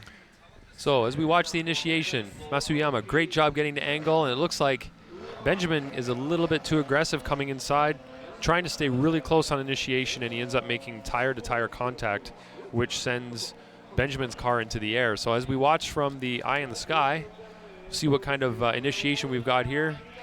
Yeah, you can see low angle from Benjamin, not really getting the car sideways initially as he should have, and getting, not slowing down enough to stay with Matsuyama as opposed to running into him. All right, so presuming with that language being used there by Ryan that that's going to be fault to Benjamin Cheam, which would mean that if there's damage sustained to Matsuyama, he would not have to utilize his competition timeout. Benjamin Cheam would. That was the first run, so we will need to visit the second half, but it will be an incomplete for Benjamin Cheam if it does come down with him at fault. We're going to watch the replay one more time here to try to assess fault. You want to make sure you're making the right call, that you're kind of observing what was the cause of that incident. You want to initially blame the chase car because it looked like he did come in there with low angle and not able to slow down, but you want to make sure that it wasn't the lead car doing something that he shouldn't have been doing. Yeah, it's unanimous that we all agree that Benjamin is to blame. A little over-aggressive there as he came into the outside zone 2 area. Magically, they both drove off, though. You know, there was some contact. They bounced. Well, Benjamin bounced up as he hit him. The tires kind of, you know, one tire rode up the other one, it looked like. But apparently the damage was not so severe that he couldn't drive off. Matsuyama was kind of swaying side to side as he left. It looks like the front end, you know, at first appearance wasn't too badly damaged. You can see some rubber and some damage on that front wheel, though. All right, well, with that unanimity, that means that Benjamin Cheam will need to use his competition timeout if he needs to make repairs to his vehicle. Not the case for Matsuyama. You can see some of the damage sustained there to both drivers. The team of Benjamin Cheam. An interesting two power vehicles back to back. Not that that means anything, but what are you getting at, Ryan? Well, you know that they're all running. They're all running on the same tires, right? Is there a conspiracy afoot? Yeah, Yes, they're all on Valinos. Yeah, and those tires seem to perform really well. A lot of forward grip and some great qualifying yesterday. I wonder how being able to manage speed, you know. I know what you're saying. When you're behind a slightly slower car, if you have that extra grip level, it's really difficult to stay sideways and not drive into the back of that car. So it's a balance, right? You need to have enough grip, forward bite to put together a good lead run. But you don't want to have too much because you know that eventually you're going to go up against a slower car. And even though you may be able to get away from that driver when you're in the lead position and create that gap that everybody seems to want to produce, what happens is when you get in the chase position, you are unable to drive at the slower pace of the other car without straightening up or making some major corrections or compromises. So it's a balance, and sometimes it's difficult. I don't know if the word difficult is right. It's hard for drivers to try to set their cars up in the middle, right? The automatic setting that they want to go to is really fast with a lot of grip. Kind of pulling back sometimes is difficult. All right, well, we're getting the signal from our track staff that we are going to revisit the second half of that battle. 3 minutes left in the competition timeout. As you can see, Andrew Gray going over to talk to Benjamin. What are you doing, mate? That means That's that we are going to get right along to the other side of the bracket. Kanta Guita versus Yamashita. We're going to get them in the burnout box and get on with that battle, and then come back to the second half of Benjamin Cheam and Matsuyama.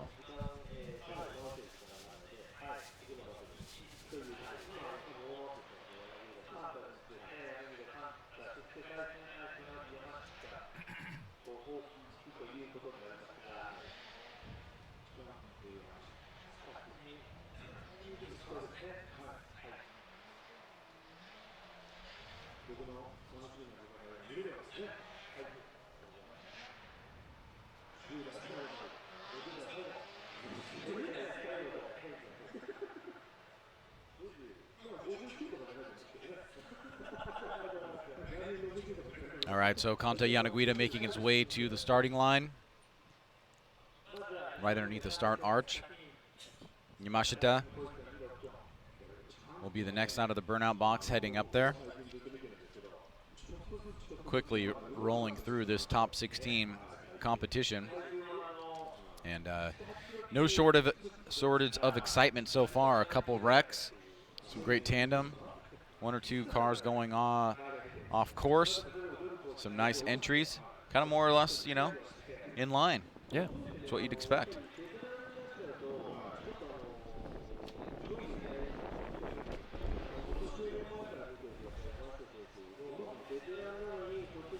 And there's Yamashita in the background, warming up his tires.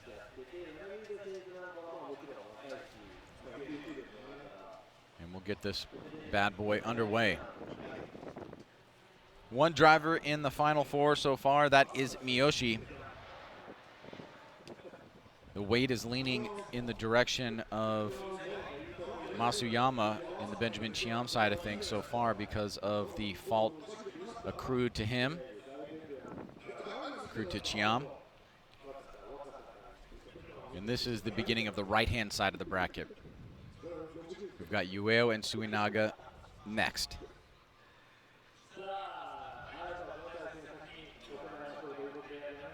All right. We've been given the thumbs up. Here we go. Jana Guita out of the gate, blasting down the front straight. Yamashita holding his distance off to the side, trying to tuck up on the inside. Jana Guita right at the edge of outside zone 1. Makes a little bit of adjustment, and he's going to spin out. And just through the inside, Yamashita is going to make the pass. Now, beautiful save. Beautiful save. Beautiful save. But Ryan, what happened to Jana Guita out front, and tell us about the rules regarding passing. Well, in this case, I wouldn't call it necessarily a pass. I would call it an avoidance of contact, and then Yamashita just kept going. But Jana Guita, you could see he had some corrections through outside zone 2. You could see him actually as he went by us here, he was actually sawing at the wheel a little bit, and it looks like the car just became unstable and spun out. Yamashita in that case avoided contact very nicely. He took angle out of the car just before making contact, and he managed to squeeze by without actually hitting him.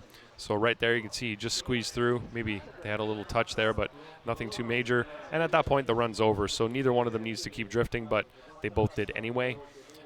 So at that point you've got an incomplete for Jana Guita, and Yamashita will be not held responsible for straightening or doing anything in that situation, because he's just trying to get through the course without hitting the lead driver and then getting to the back to the start line. All right, will make sense to me. Jana Guita is at a big disadvantage right now. This is that would be an incomplete. That is absolutely an incomplete, yeah. So Yamashita is in a strong position here because he is dictating the pace as the lead driver. Probability is high that he's going to move on, but he's got to execute here. And Jana Guita needs to give everything he's got to try to force an air from Yamashita. Big angle by Jana Guita, pushing it. The chase run looks on fire, and you see what we missed out on because of that mistake. Incredible chase run here, a little bit tight on that final inside clip, but Yamashita did enough to move forward after that mistake by Jana Guita. A great run from Jana Guita in this particular event. Definitely raising some eyebrows and showing some progression from 2018 to 2019.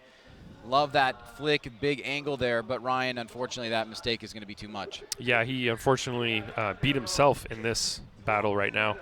He definitely has the skills to have gone much further in the competition than this, but that error coming through outside zone 2, causing him to over-rotate, kind of signed his fate right there. So he's going to be knocked out here, and Yamashita is going to go on to the final 4. All right, so wrapping things up here very quickly in the grade 8, but before we do that, let's make it official here. It's going to swing all 3 judges to the left-hand side. Koichi Yamashita is moving on into the final 4. And now, Ryan, let's go back to the second half of the battle between Benjamin Cheam and Matsuyama. Now that you see Cheam on the line, I don't need to tell you that he did make his competition timeout. He was able to fix his car within the 5 minutes that he had allotted. As you can see, he is there on the line, ready to go. So we know that he did make it. Let's remind everybody where we're at in competition. Matsuyama was hit by Benjamin Cheam. Cheam was given fault for the contact. He received an incomplete. He also had to use his competition timeout. So now this is the second half of the battle. It's a big advantage for Matsuyama. It's a high probability that he moves forward into the final 4 unless there is an incomplete made by him on this particular run.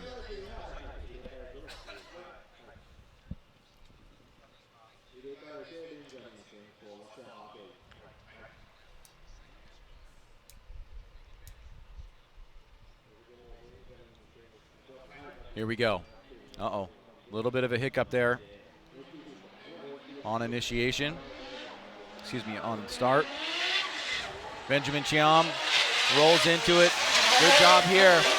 Matsuyama keeping him relatively close, doing enough. Uh-oh, Benjamin Cheam straightens out between the inside clip 1 and 2.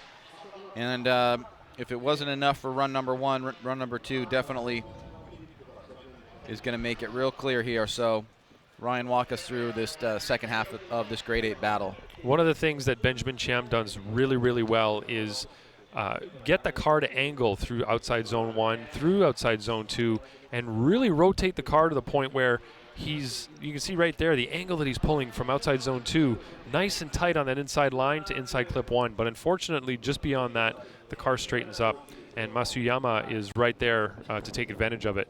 But, of course, even if Benjamin Cheam did a great job in the lead, he had a big incomplete on his chase run from the prior run. So, in this case, we have to go to Matsuyama based on the rules, and because of Benjamin Straight in there, it kind of sealed the deal. Matsuyama takes a victory, unanimous. He moves on into the final 4.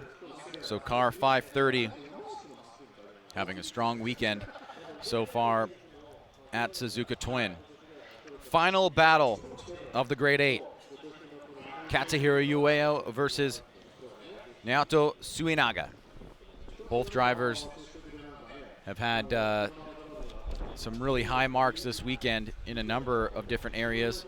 Some great practice runs that we saw, and of course, qualifying treated Ueno a bit better than it did Suinaga.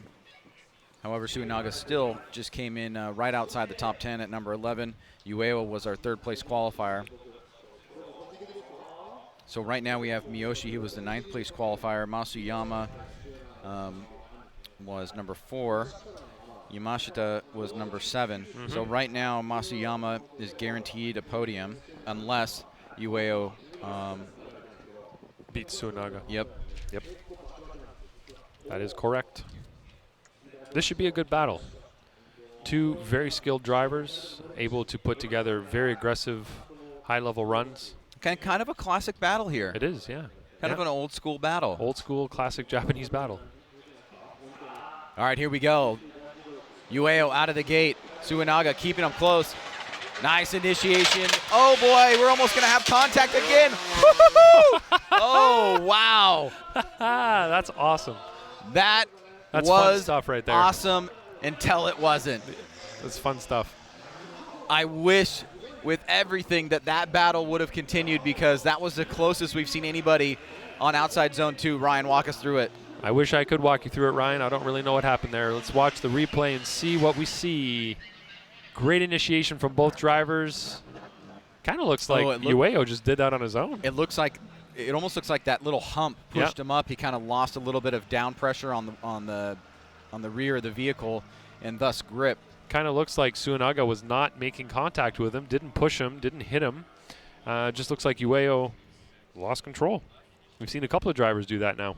Let's get the drone on that, because that'll definitely be very apparent. It looked like from the replay, you see the rear of the cars go over outside zone 2. They kind of hop around a little bit, and on that last bigger hop, it looks like the back end just kind of lifted and went out of grip.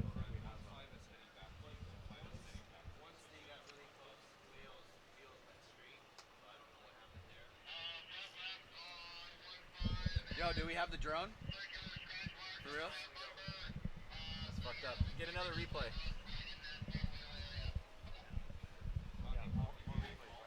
All right, so judges do need to make a assertion here.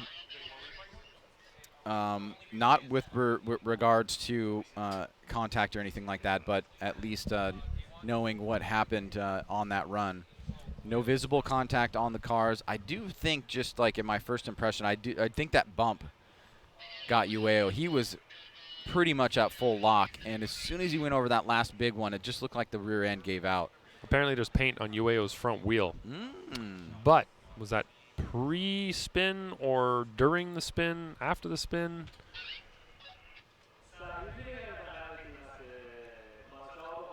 See, I feel like he's very, very close, but if you look through the smoke, it's hard to see whether or not the front wheel had any impact to Ueno. It doesn't seem like it did. It just seems like that hop is what did it, but that's me.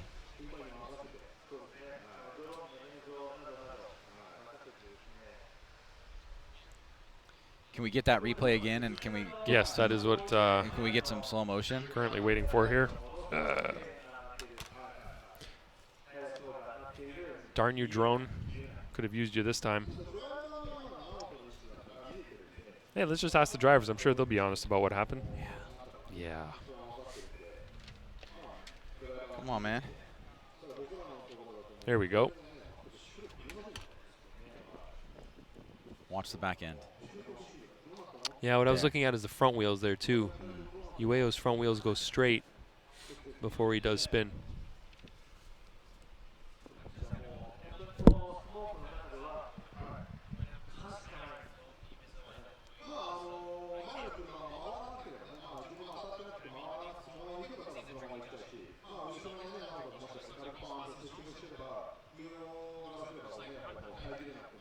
Here, yeah. Let's watch this.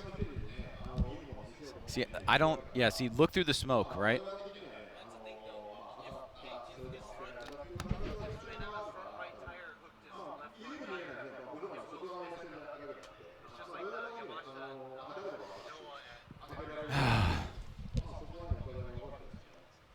This is a tough one, Mr. Sage. Yeah. Yeah, it's not easy. Well, I'm making my own mental note in here what I'm going with. All right.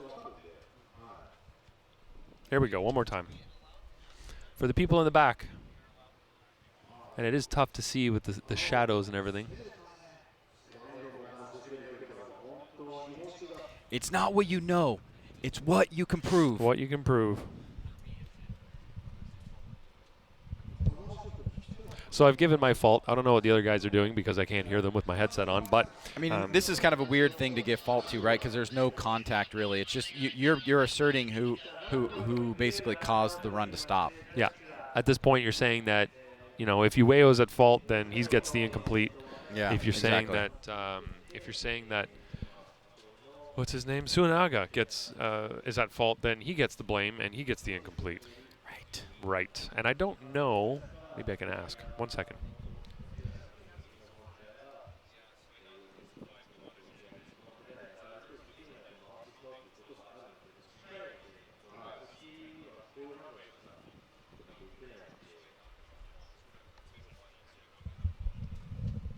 So, two judges to one that Suinaga is at fault. Oh, wow. Yeah. On what basis? So Suinaga is calling for a competition timeout, which he had to do to touch his car. So he gets 5 minutes. And the other judges put the blame on Suinaga for going in and bumping. I guess wheel to wheel is what they're saying occurred that caused Ueo to spin. How do they know that? Because they could see Ueo's front wheels go straight right here in front of us, and they assumed that at that point there was a contact front wheel to front wheel, which caused Ueo's front wheels to go straight, which caused him to spin. And I put fault on Ueo personally. I thought he just made a mistake on his own. That's the way I went. What was it? Yeah. So it sounds like we're going to commercial, regardless of what's happening here. Yes, we are going to commercial. We've just been told to take a quick commercial break. We'll be right back here at the G-Shock Presents Formula Drift Japan Championship Round 1 Suzuka Twin Circuit. Back with the winner of Ueo and Suinaga.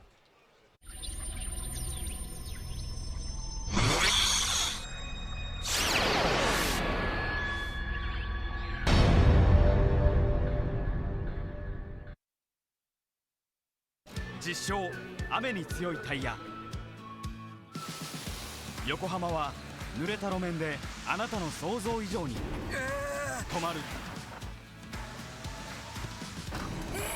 止まる、止まる。日本最高グレードのウェット性能 A をあなたの車に。雨に強いタイヤといえば横浜。革新のカーボンベゼル。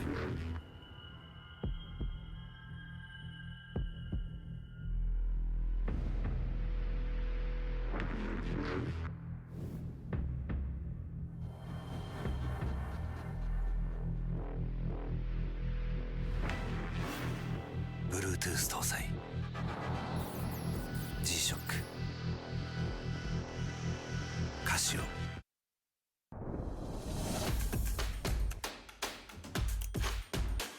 The brightness, called brilliant,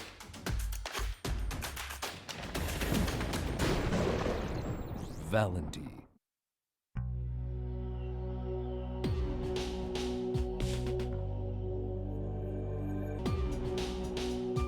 Quality of Japanese craftsmanship. Burit. What's up, guys? It's Frederick Ospo, and I use RSR suspension on all my drift cars. I love RSR. Iyo RSR Ichiban.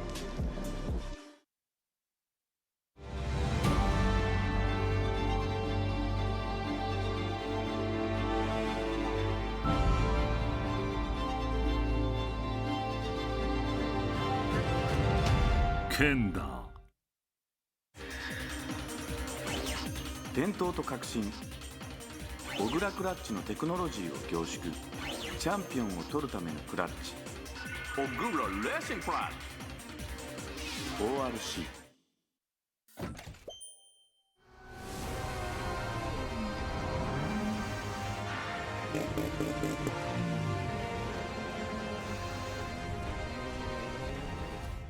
Motis.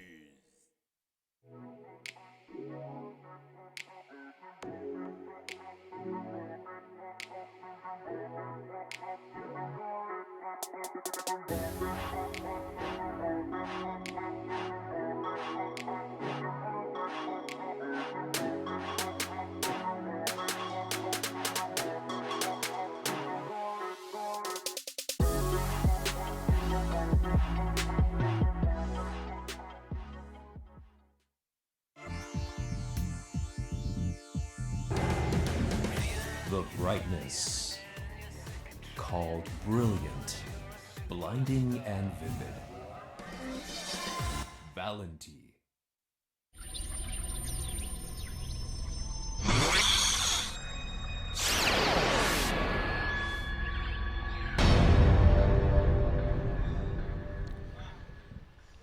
Back here at the first round of the G-Shock Presents Formula Drift Japan Championship. A controversial run underway here, Ryan. Having some great debates behind the scenes right now. Yeah, 2-1. Two judges going in favor, or actually faulting Suinaga. Correct. And one judge going in fault of Ueo, and that was you. The other two judges going in other direction believe that there was wheel-to-wheel contact that induced the spin.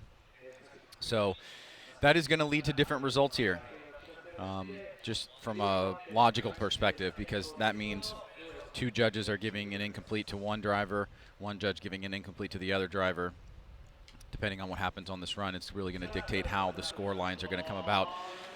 Here's the second half. Suinaga versus Ueo. Suinaga, big initiation, holds it, outside zone 2. Ueo blasting on the door of Suinaga, very tight. Transitions, falls back now, is not able to regain, but that is what you wanted to see out of both runs. Let's take a look at it one more time, Ryan. Yep. And break down what you saw from that completed run. Great run from Suinaga in the lead position, did what he was supposed to do, great angle, really getting the car positioned really well. You can see here by inside clip 1, he ran that kind of tighter line than mid or wide, and then Ueo had a bit of a drop-off near the end. And of course we have the drone footage for this run, but not the previous one. Anyway, looking at Suinaga, that's a phenomenal initiation. Love that. Great rate to angle. And you can see there Ueo putting on some pressure. Suinaga slightly losing angle right there, and Ueo losing it through inside clip 2. So I'm guessing I know how this is gonna go. It's gonna be a 2-1 call. I'm gonna go with Mr. Suinaga because I'd put Ueo at fault, and the other two judges are gonna go with Ueo because they put Suinaga at fault. And there's the result. So about what we expected given that first run, Ryan. And it looks like Ueo is now guaranteed a podium position. Because of the third place qualification, you're right. So no question that'll be the most talked about run of the competition up until this point. Word up. Ueo moves on. And the final four is filled. The third place qualifier, the fourth place qualifier, the seventh place qualifier, and the ninth place qualifier. Top two guys knocked out, and that was Andrew Gray and Kanta, Jana, Guita. The final four is set, and we're going to move right into it. Matsuyama versus Miyoshi. Matsuyama is the higher qualifier driver. Miyoshi getting through one with Andrew Gray, who made that mistake, deemed at fault by the judges after the initiation and prior to outside zone number 2.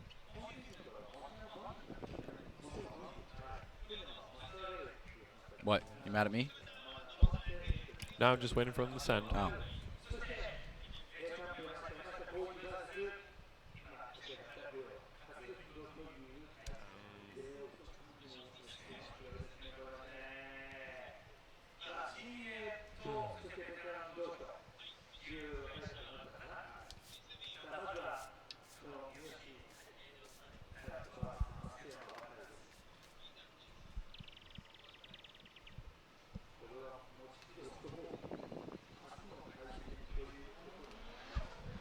Here we go. Matsuyama blasts out of the gate already. A big distance established. Comes up a little bit short on outside zone 2. And even with the gap, Miyoshi is not able to anticipate it. He is way behind in the chase. But Matsuyama did make a couple slight mistakes. He could have been deeper into outside zone 2. But let's pick it up with the replay here, Ryan, and walk us through it. So, you were right about Matsuyama, not really getting out to outside zone 2 fully. Look at his initiation, though. Pretty good rate to angle. Gets himself to outside zone 1, but not outside zone 2. Unfortunately, from this point on, Miyoshi is not to be found anywhere within the screen here, as you can see. It's not much of a tandem at all. You could easily call that chase run an inactive chase, as there was really no proximity to speak of throughout the course. There's no mimic at all because the chase driver is so far behind. There's no way that they can even mimic the lead. They're in a different part of the track entirely. While the lead car is maybe doing a transition, the chase car is still trying to get through an inside clip. So not a great chase run, Ryan. But Matsuyama did make a couple of compromises in the lead. So it does give Miyoshi a couple of opportunities out there, especially outside zone 2. If he can get himself deeper out there, then he could win the lead-to-lead comparison. Now, you did invoke inactive chase. That would have to be an unintentional inactive chase, right? Yeah, inactives aren't always intentional, right, in my mind. All right, here we go. Matsuyama pulls some angle out of it, but then gets back into it. Much better chase run, closer all the way around, driving through the smoke line, and boy, has he improved. Yes, sir. Even with the little bobble, it was really no match overall. Matsuyama strong in his performances here, both in the lead and the chase. Yeah, he's doing a great job. Maybe we had our expectations set a little lower for him based on previous performances that we had seen, but it seems like he's definitely had some extra seat time in the off season. He's been practicing that chase craft, making sure that he's able to mimic the lead, stay close to the lead. And one of the things that you need to be able to do as a chase driver is have good intuition and predict what that lead driver is going to do before they even do it. You know, look based on the positioning of their car, the angle that they're at, where they're positioned on the track, and knowing that they're going to need to transition soon to get around that corner. You can start predicting and really getting your car in the right position ahead of time, so that you're kind of there waiting for the lead car, so you can just kind of pounce on them as opposed to reacting to what the lead car is doing, which always leaves you a couple of steps behind.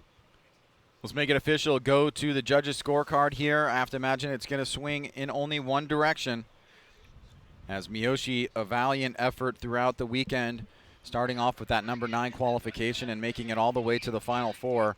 But I think he is going to be exiting stage left, as Matsuyama has just been too consistent.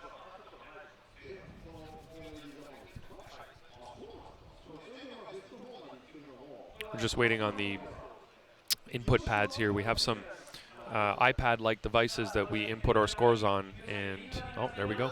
It's all coming through. All 3 judges going the way of Wataru Matsuyama. Car 530 is your first driver in the finals. So the stage is set. Matsuyama will face one of 2 drivers. It's either going to be Koichi Yamashita or Katsuhiro Ueo. Ueo coming out of a controversial battle with Suinaga just a few moments ago.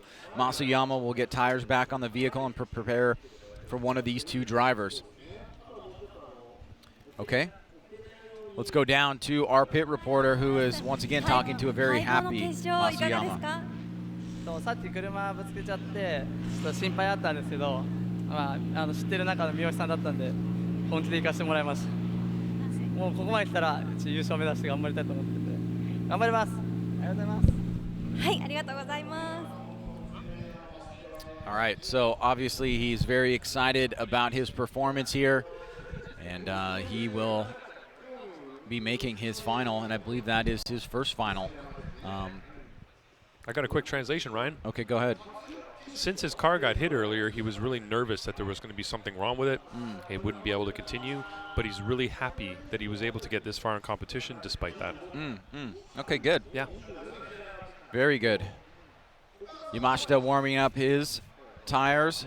Ueo already sitting at the line as the higher qualified driver. And here comes Yamashita.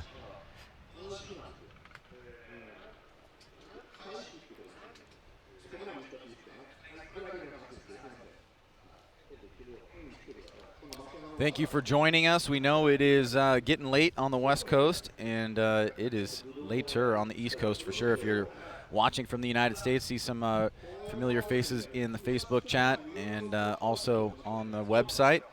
We will be post-broadcasting this on YouTube immediately following the event, so keep a lookout for that. Top 32 is already up. And a little bit of a hiccup there on the start by Yamashita. He gets out front. Ueo snaps into it a little bit off that first outside zone, but stays on throttle through the second outside zone. Huge smoke clouds being plumed up, but Yamashita is not backing down. And right towards that last inside clip before the finish line, he withdraws a little bit of angle as he was tight near the edge of the course. Let's take a look at this one more time.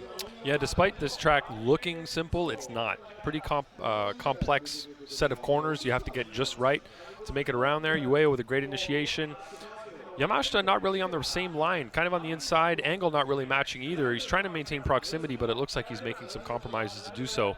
At inside clip 2, you can see that he did take some angle away, and we do have the drone shot so that we can actually see that from bird's eye view. So you can see there, Yamashita not really matching angle. Ueo doing a great job. Again, Yamashita trying to maintain proximity by taking away some angle, maybe running a tighter line, and you can see there that not really getting out to outside zone 2 and not carrying angle through inside clip 2. All right, so back at the line is Yamashita. Katsuhiro Ueo seemingly an advantage on that first run, but needs to back it up here with the strong chase. Cannot let this get away from him. Yamashita has had some strong finishes in Formula Drift Japan. And if you're joining us right now, this is the final battle in the Final Four. Matsuyama already in the finals. And here we go, and it's a false start. A cone hit by Yamashita on his lead run. Excellent job by the flaggers. Haven't had one slip through. No, they rarely slip one through. Very, very visual, those 3 red flags waving like that. From here, it looks like it looks very urgent, you know, and that's exactly what we're going for with this whole system, is to give that sense of urgency to the drivers so they can see it and know, hey, I'm not supposed to keep going. We do get a few slip through in the U.S. though, don't we? We do. We do. We do. Yeah, some people wonder, are the chicane cones necessary? I think that they've been a massive improvement. Heck yeah. To having closer battles from initiation, and that is really what you're going for. There's a little bit more time that is required to go through the chicane for the lead driver, and the chase driver can leave whenever he wants. So think about how many videos you watch on the web from around the world, different series you've never even been to, and they all use chicanes. And there's a reason why. It's been adopted. Here we go, clean start this time. Yamashita initiates. Ueo is on him. Yamashita deep into that zone. Ueo bouncing around, keeping the proximity as Yamashita makes a little bit of an adjustment, and there's a little gap established as Ueo swings wide, and we lose him on the left-hand side of the track. A good battle overall here. Let's take a look at this, Ryan, one more time. Yeah, I like what Yamashita did there. Pretty good lead run. If you compare lead to lead, he did make a couple of mistakes, such as that little angle correction right there. Ueo did a good job in the early portion of that track. Fell off a little bit in the later portion. Let's watch this from the sky view again, from our drone. So looking at the initiation, Ueo did a good job of getting in there. He's matching angle, he's matching line, doing a great job. You know, chase to chase, I'd say that Ueo did a better job of mimicking what the lead car was doing for the majority of the track. Made a little error near the end, but if you compare that to what Yamashita was doing in his chase run, he was making a lot of compromises. He was making compromise on the angle, making compromise on line as well through the majority of the track, whereas Ueo only made a compromise at the end of the track. Did a much better job, I think, in the chase position. So all right. I did go over with Ueo. One vote for Ueo, one more time, and another one more time. I figured that was going to be one of the options that was on the table between those two battles. I mean, those two runs culminating in that battle. So it is a split decision, but the majority vote is a one more time. So because we have no other battles to go to, we will need to replace the tires for these final four competitors and get them back out there again. I'm sure that I'm going to see the sign for a CM, potentially. That's the Japanese sign for commercial. But we will stay in broadcast until we get that. Typically, these guys are pretty quick about their tire turnarounds, but still, nonetheless, it's got to happen. So, Ryan, before we get the sign for a CM, if we do get it, walk us through some of your reasoning on going with Ueo. I thought Ueo did a great lead. I liked his initiation. He did a good job in zone 2, and a good job through the course. If you want to compare lead to lead, it might be fairly close, but I'd give a nod to Ueo lead to lead. And then chase to chase, I felt that Yamashita made too many compromises to maintain proximity. The lack of angle comparatively to Ueo through most of the course. The corrections that he made, he was offline a couple of areas and really had to reduce his angle through inside clip 2. So when you compare lead to lead, chase to chase, I think Ueo did a better job in both, especially in the chase position. So that's why I went that way. All right, so we are sitting in on board here with Yamashita. I saw his team last night, actually, at 7-Eleven. Oh, you did? Yeah, it was kind of neat. Where were you buying, Ryan?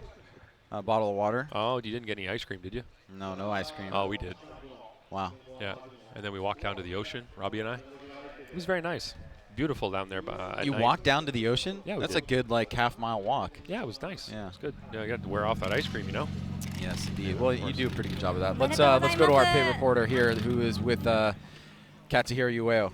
はい、おめでとうございます。今の気分はいかがですか？気分ですか？気分はまあ普通ですね。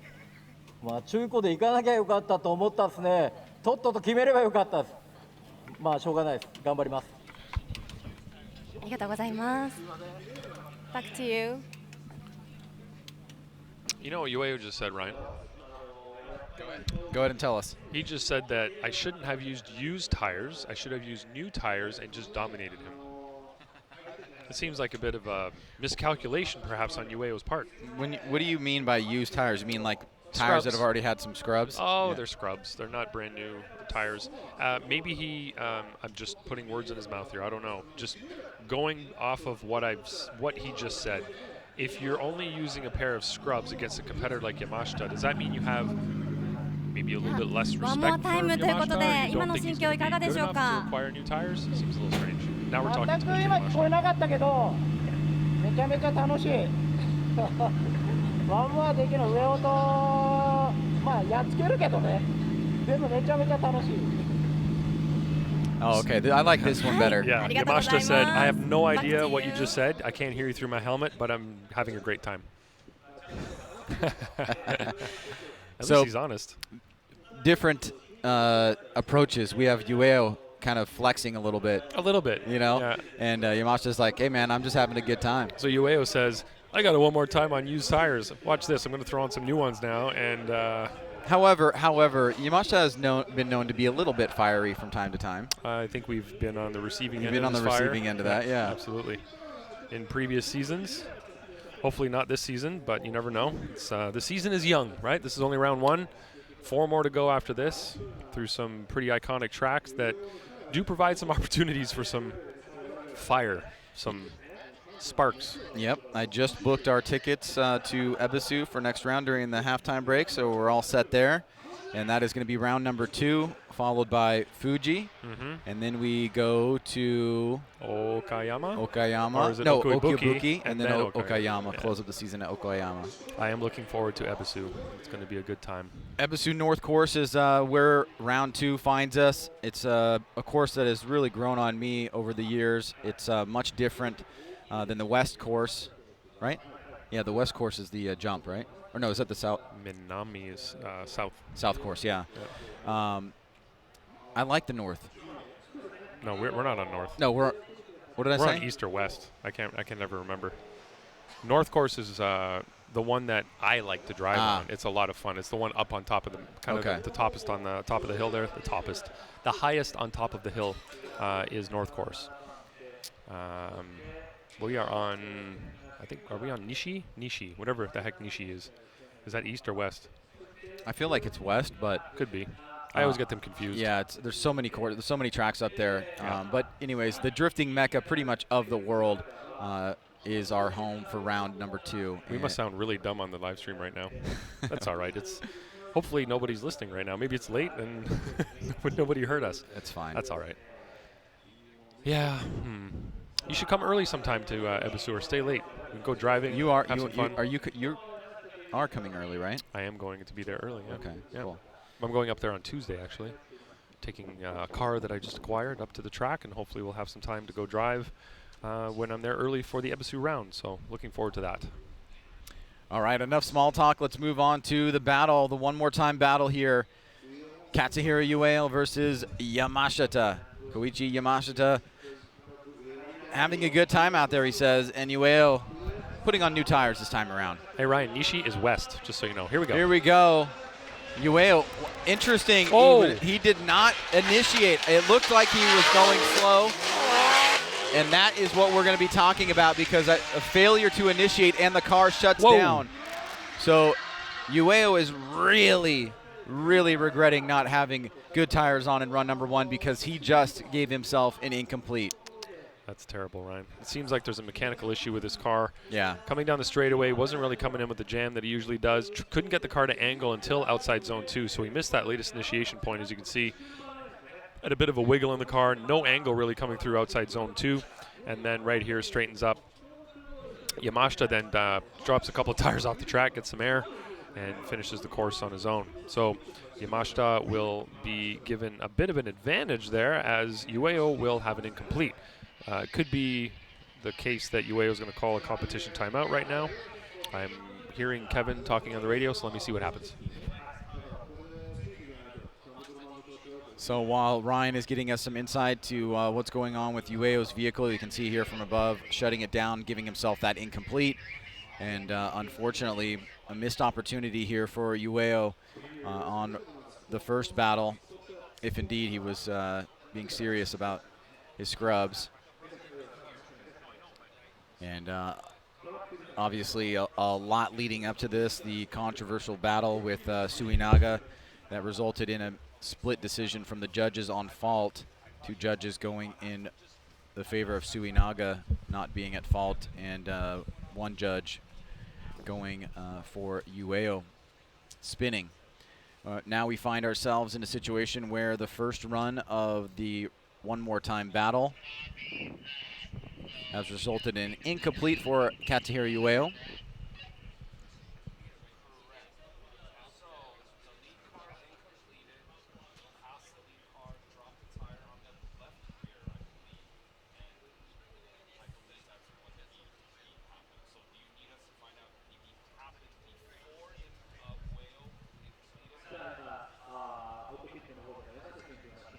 Oh, wow.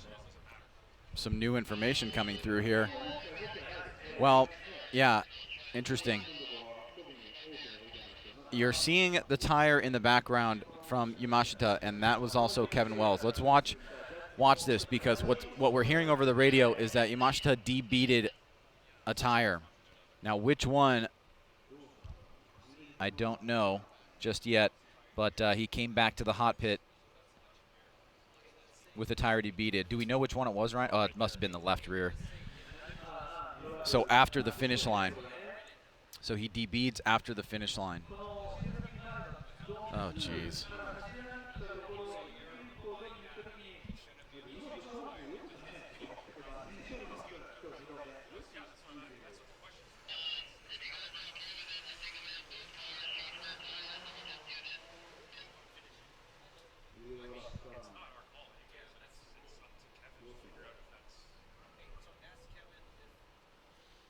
So a little bit of back and forth going on up here as the competition director talking to us, informing us what's happened here. The competition director in this case would have to make a call. It wouldn't be a judge's call. The competition director found the Yamashita's car with a debeated tire. They, of course, would need to change that. The debeat happened after the finish line, from what we can tell. And it looks like it was the left rear after the finish line. Let's take a look at it here. I think this is really interesting because Ueo incompletes, and so the run would be over there.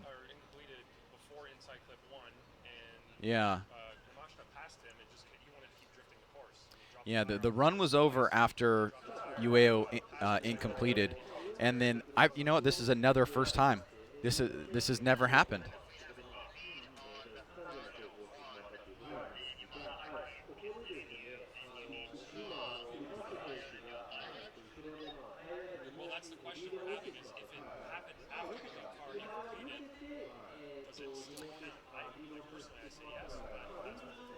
Yeah, this is a really new one. I've never seen this before. So Ueo incompletes.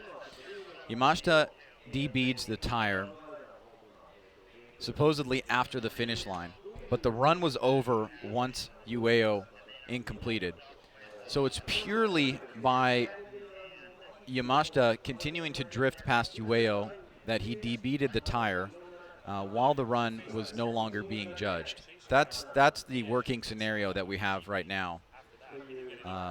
Unbelievable. I don't know. What do you guys think? What's your intuition telling you?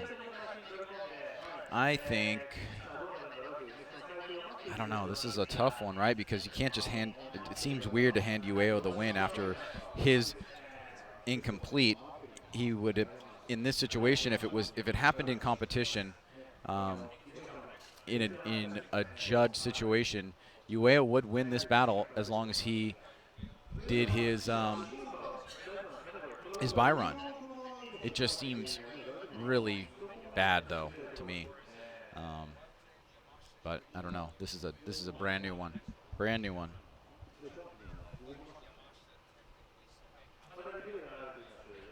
So a lot of back and forth going on here. I'm trying to do my best job listening and giving you guys insight. So, but again, if you're joining us, basically where we are here is we have the one more time battle, and then we had the first run.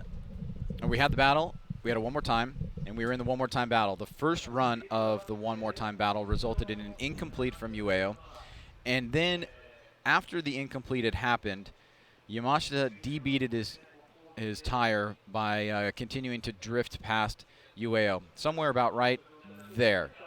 Or potentially right there. There, probably there. That seems a little bit more harsh. So either way, the question becomes, do you let the chase driver change tires when the rule says that if you debeat during a run, you're not allowed to change tires and fix the debeat? But I don't think this situation's ever happened before where the lead driver incompletes, the chase driver passes him and keeps drifting and then incompletes himself. So this is kind of new territory for us, and because it is, we're going to let him both change tires and keep going. Interesting. Yep. Well, I think that's going to be a popular decision for the fans. Let's just put it that way. Yeah, and for the drivers, I think it's fair just because of the fact that it is kind of a new situation. But maybe we'll have to write something into the rules for that. Because in this situation, the chase driver didn't have to keep drifting. And actually, we tell them not to keep drifting after the lead driver incompletes. We don't want the chase driver to keep drifting past an incompleted car, right? For safety reasons, if there's a stationary car on the track, you don't want the chase driver to go blasting by them. All right, I'm getting the signal for a CM. We're going to take a quick commercial break. It looks like we are going to let them swap new rubber on both vehicles, finish up the second half. It got crazy here in the Final Four, Ryan. We'll be right back at the G-Shock Presents Formula Drift Japan Championship.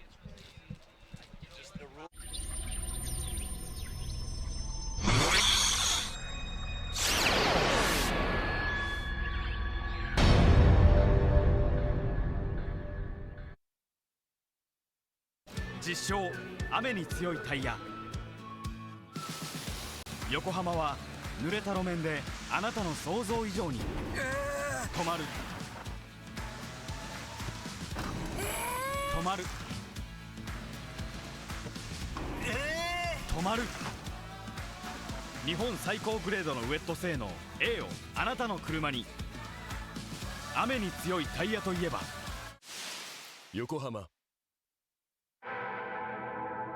革新のカーボンベゼル。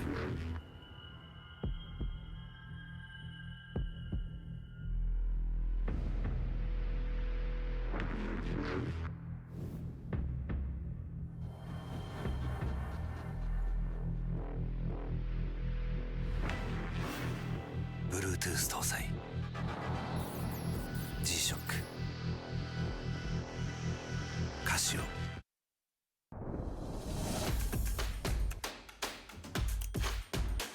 The brightness, called brilliant.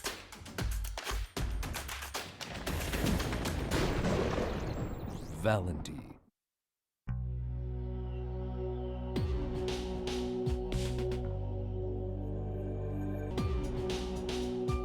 Quality of Japanese craftsmanship. ブリッド。What's up, guys? It's Frederick Gaspo, and I use RSR suspension on all my drift cars. I love RSR.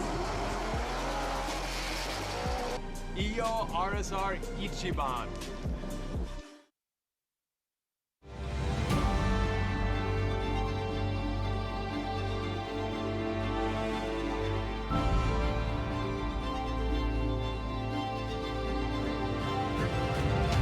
Kanda。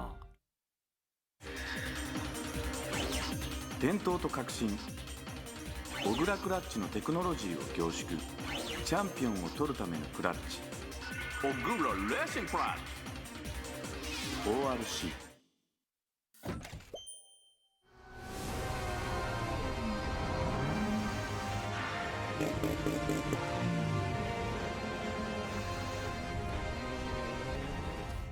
モティ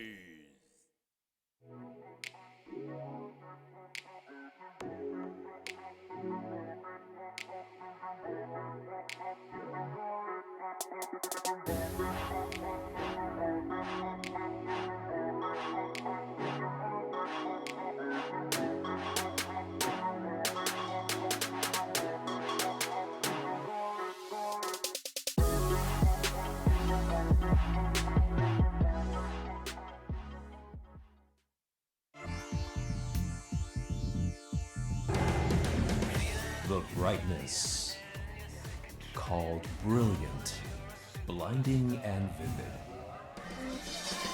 Valenti. 実証雨に強いタイヤ横浜は濡れた路面であなたの想像以上に止まる止まる止まる日本最高グレードのウェット性能 A をあなたの車に雨に強いタイヤといえば横浜革新のカーボンベゼル。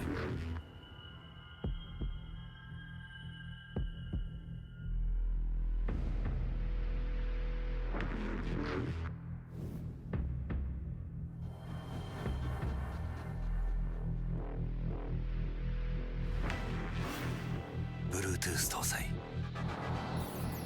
G-SHOCK カシオ。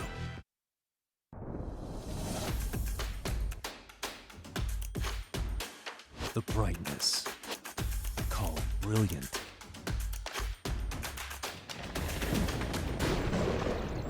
Valenti.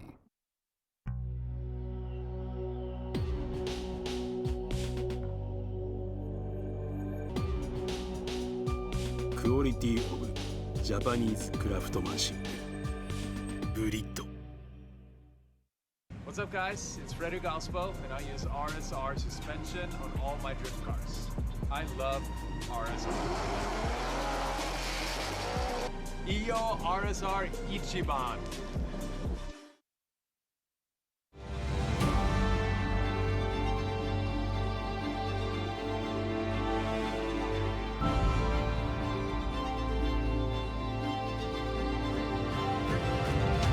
Kanda. 伝統と革新小倉クラッチのテクノロジーを凝縮チャンピオンを取るためのクラッチ小倉レーシングクラッチ ORC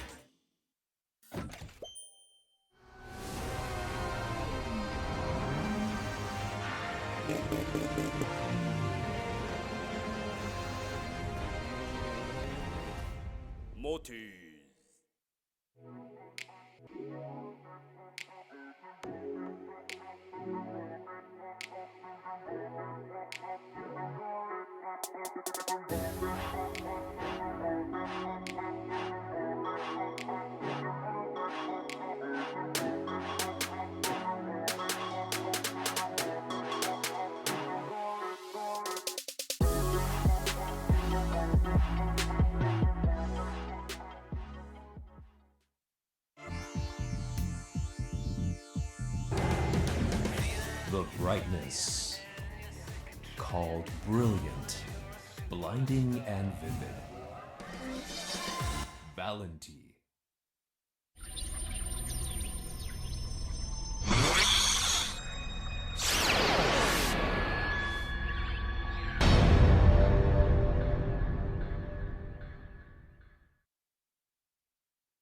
We are back, and we are here at the G-Shock Presents Formula Drift Japan Championship, round 1 at Suzuka Twin Circuit. It was going fast, Ryan. We were blowing through the top 16. We got right into the grade 8, and then we got to the last battle of the final 4 that kicked off some craziness. Ueo and Suenaga, controversial battle. Ueo makes it in. He battles Yamashita. We have a one more time, and then on the one more time battle, we get a one more time. Then on the one more time battle, Ueo has a vehicle problem. He shuts down, incompletes. Then Yamashita debeads. We made a call on site with our competition director to let both drivers change tires. And so where we stand right now is Ueo has an incomplete on his first run, and Yamashita is now going to be the lead driver. That is correct, Ryan. Great synopsis. All right, so the winner here will face Matsuyama, who had a great run from the top 32 all the way into the finals. He was our number 4 qualifier. He has been quietly and patiently waiting aside for this battle to conclude. Unless something crazy happens, it will conclude on this run. Ueo is at a big disadvantage after the vehicle did not respond when he initiated, and then the car shut down right past outside zone number 2. Waiting for our starter to step aside. That'll be the signal that the course is clear. Thank you all for joining us in the wee hours of the morning back in the U.S. or wherever you're watching around the world. Round 1 of the G-Shock Presents Formula Drift Japan Championship has been a fun one. We've gotten great weather. This is our first little batch of sun here. It's been overcast throughout the entire weekend. Now it's actually quite hot, Ryan. It is. We are sitting in the direct sunlight as well. We're getting blasted. Can't move anywhere. We're all wearing black, so that doesn't help. But it is a beautiful day. This has been a great event. Here we go. Yamashita into initiation. Ueo right on his tail. Decent angle from Yamashita, but Ueo trying to close the door. He's got to make a big impression here. Pulls back, gets right back into the pocket, and a great chase run by Ueo. You'll be saying, well, only if on that succession of battles, but there's no question it's got to go in favor of Yamashita. Let's take a look at this run one more time. Yamashita had a good initiation. Ueo's right there with him. Yamashita got out to outside zone 2. Ueo on a slightly tighter line, trying to keep his proximity to Yamashita. And like you said, he's trying to make a big impression to overcome that incomplete from the first run. But I don't think this is going to be enough. Yamashita did not make any errors. He put the car in all the right places, did what he was supposed to do in the lead position. Maybe not his most aggressive run, but he knows that Ueo was running on an incomplete from the previous run. So he doesn't have to run a 100-point run. He can run a 92-point run maybe and still be fine. So that's pretty much what he did right there. It was a pretty clean run. Didn't really see any errors. All of our scores, our votes are in. Just waiting for it to come up on the screen, and there it is. Swing it left for Koichi Yamashita. He is your final driver to make it into the last battle of the afternoon, and that is the finals. Katsuhiro Ueo will bow out, but he will receive third place because of his qualification relative to the other driver that went out, which was Miyoshi. He qualified 9th. Katsuhiro Ueo qualified 3rd, so he will take that 3rd spot.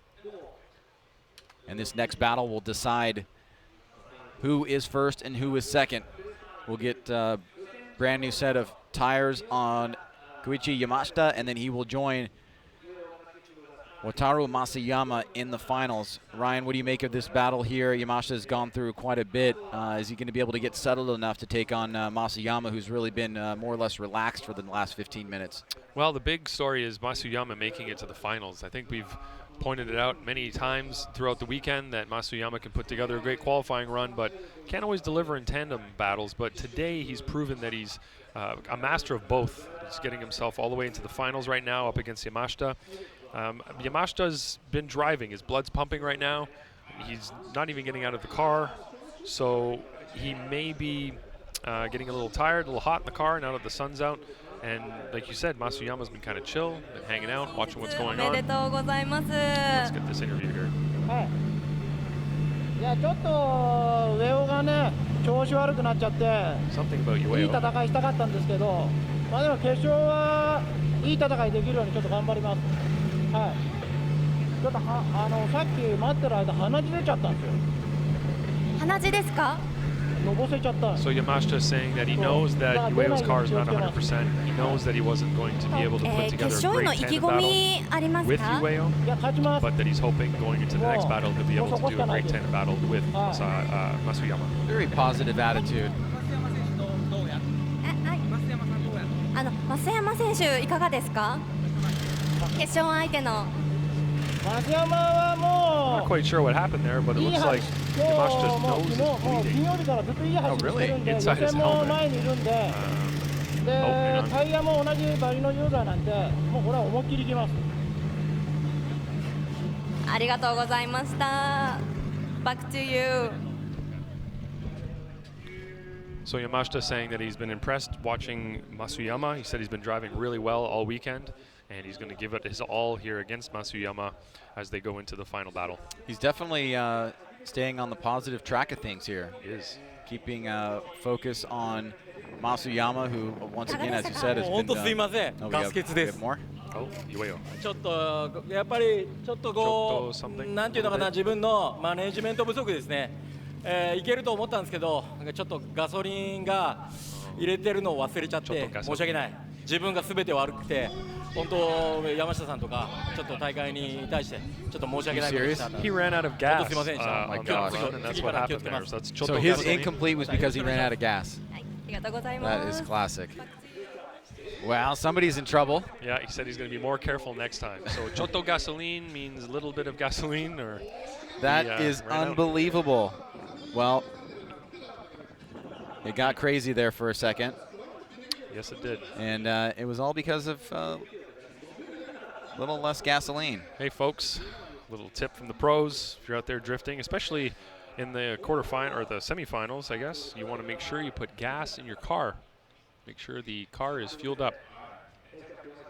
Wow, there was really no craziness this event, and then we get to the quarterfinals and it just went sideways.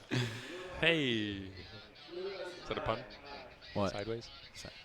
You know, we're going in a straight line and then sideways. Drifting sideways, get it? All right, so we're waiting for tires.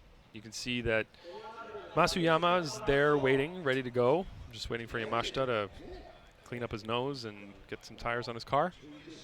Get himself out here so we can get the burnout started and get the final started. I'm not seeing the CM eyes, so it looks like we're going to stay in broadcast here, at least for the current moment. Matsuyama is waiting for tires from Yamashita so he can jump in the burnout box first.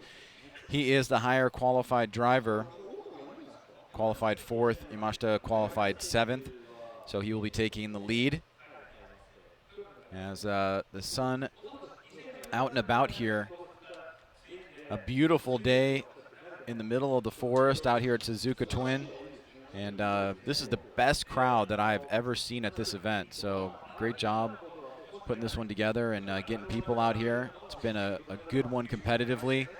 And a very strong field of 46 drivers that were whittled down to 43, then to 32, and then into the bracket we went, and we find ourselves in the final. So I know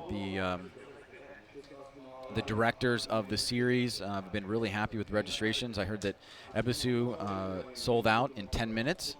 Oh. Yeah. And so they're starting to limit the number of cars because there's obviously a limited paddock space, and you have to run the show in a certain time frame. I think they're trying to cap it at around 45. So there was 46 drivers for this event, and already filled roster for Ebisu. So good signs as the Formula Drift Japan Championship continues to progress. Love the addition of the drone, and a lot of the new production items really does help with the judging and giving the fans a lot of insight and a great way to kick things off here. So fans sticking around to the end. It's been a fun race so far. Cars are doing burnouts, Ryan. Cars are doing burnouts. All right, so we've been given the sign that the cars are doing burnouts. It looks like Matsuyama is just finishing up here. Yamashita heading over to start his burnout. It is just about 3:55 p.m. local time here in Japan. We're scheduled to finish right around 4 o'clock. We'll do the winner on track, and then we will close the broadcast and finish up the event here, doing the podium ceremony and everything else. We may throw a few live stream links out there for the podium ceremony for those that want to watch that. But the battle that we are about to see is the one that we've been waiting for and anticipating since Yamashita was the victor in the Final Four. And it's going to happen here in just a few moments.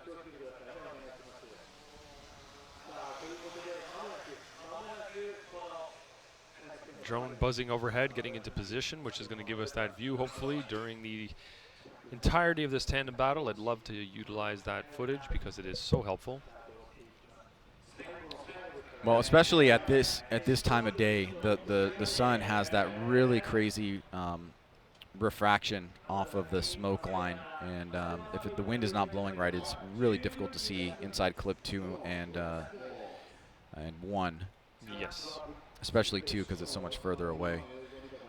Here it is, ladies and gentlemen, the finals. Yamashita finishing up his last few figure 8s and headed over to meet Matsuyama.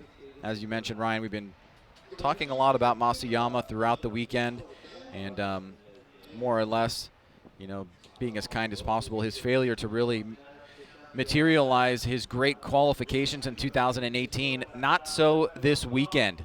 This weekend he has looked phenomenal, especially in the chase, which is what we've been wanting to find out if he had practiced in the offseason. It looks like he has and is really coming into his own here. Final battle is set. Drivers are ready to go. And they are off. Yamashita gets a jump out of the gate. Matsuyama blasting down that front straight, meeting each other right there in the middle, just outside that first outside zone. Oh no, Yamashita comes a little bit close. It almost looks like we had some contact, but we definitely had some car parts fly off. Big smoke line being generated by Matsuyama as Yamashita tries to close the door towards the end. It got real scary there for a second on outside zone number 2. Ryan, let's walk the fans through it. Looking at the initiation, Matsuyama on form. Great initiation there. Actually, maybe a little step there in the initiation, but Yamashita getting really tight and having to pull off a little bit of proximity to avoid contact. or further contact, and not maintaining that proximity throughout the entire course. So Missed let's outside watch zone here. 1 too. Yeah, so he was not on the right line there. You can see he kind of backed it into outside zone 2, but had to slow down considerably, and mimicking more or less what the lead driver's doing there, but proximity could be better. Not really as close as we'd like to see them throughout the entirety of the run, but that all occurred in outside zone 2, where Matsuyama was doing a good job, but Yamashita had to maybe he braked, which of course you're going to expect a little bit there, but he had to brake more than you'd like him to, and he ended up falling off a little bit. Right. All right, so Yamashita now in the lead position. Could be our final run of the afternoon. Coming down in, Matsuyama is with him. Yamashita, great job on that second outside zone. But Matsuyama continues to impress us here. He's right on the back bumper of Yamashita, surging towards the end. And it looks like pretty much what we've seen from Matsuyama in all of his chase runs. He has that nice surge towards the end. He sticks with the drivers through those sections of the course. He does good anticipation on where they're going to move on their line. So Ryan, walk us through this one last time. Yeah, Yamashita did a good job at initiation. Pretty snappy, pretty good job there. Good job on outside zone 2 as well. And what you're really watching here is how close Matsuyama is. He's following Yamashita everywhere he's going. He's really mimicking what he's doing with better proximity than what Yamashita was able to do to Matsuyama on Matsuyama's lead. So comparing chase to chase, I'd say that Matsuyama was a little bit closer, a little bit better on the mimic. He didn't have that braking event, let's call it, there in outside zone 2 that caused him to back off as Yamashita did. And you can see that he's following him better. He actually went into outside zone 1 with him, went into outside zone 2 with him as well, and he's mimicking his angle and line. The transition was just a beat off there, maybe not quite exactly on time, but you could see he was just, Yamashita went, and then there was that little kind of like that little heartbeat, and then Matsuyama transitioned right after. So not terrible in that sense, but just a little bit off of what the lead was doing. Compare that to what was happening when Yamashita was chasing. His proximity wasn't there, so he wasn't able to even have that same type of transition position. Well, sometimes it's just that one mistake, a little bit over-aggressive, came in very tight to Matsuyama on the initiation. Are we going to be doing the winner's result there or bringing him down? It looks like we do have a winner. And now we just need to take direction from the track staff on where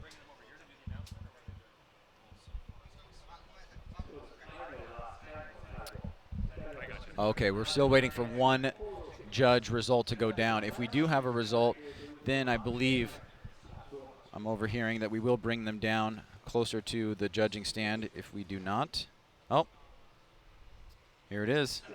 This means it's going to be one more time, right? Yep. Uno más tiempo. If you follow the sport long enough, you know if that sign goes up in the finals, it means a one more time. Otherwise, we would bring them down. So just to let you into the big secret. One more time it is. And Ryan, you went with Matsuyama, and the other two judges went with one more time. Is that right? That is correct, yeah. I thought Matsuyama did a better job lead and chase, but they clearly thought it was too close to call. So here we go one more time. All right, so Robbie Nishida and Andy Yen, the other two judges here this weekend, they wanted to go one more time. So that means tire change, and we will see this again. Yes, we will. Yamashita's doing a lot of driving today. Yes, indeed. Yes, indeed. You want to get us maybe like some feedback from those guys about why they went one more time?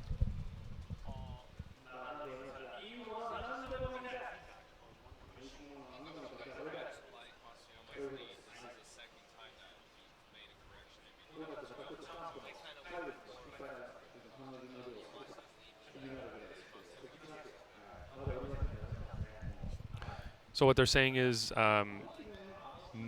boy, I'm going to screw this up. Yamashita's lead was better, and they preferred Matsuyama's chase. Okay, so that's why they split, right? They split. Yeah. Yeah, I see it. I mean, I think Matsuyama was off that first outside zone. I need to go back to see if that was actually enough to make his lead better. But I get it. That's why there are three of us. Mm-hmm. All right, so it seems like we are going to stay in broadcast here and not go to commercial break again. So you get to listen to us talk about nothing for the next couple of minutes. Tire changing going on here. Should be a quick turnaround. We'll do that and a quick burnout. Get back for the one more time. We were so close, Ryan. Yes, we were, Ryan. So close. That's how the cookie crumbles. Well, either way, I think this is a huge victory for Matsuyama, making it to the finals. These are going to be our number 1 and number 2 drivers in the championship going into round 2. So they will have the momentum behind them. It's just going to be about positioning at this point. The rest of the field has been solidified in their results. Hopefully they both have gas in their cars for this last battle. Here it is here, if you want to take a look at it again. That was, the first run.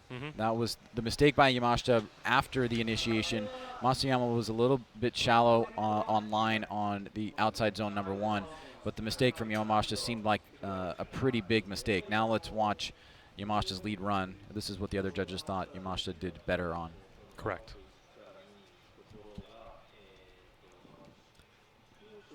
So here it is. He initiates. It's maybe a tiny bit deeper. He did do outside zone 2 pretty well there.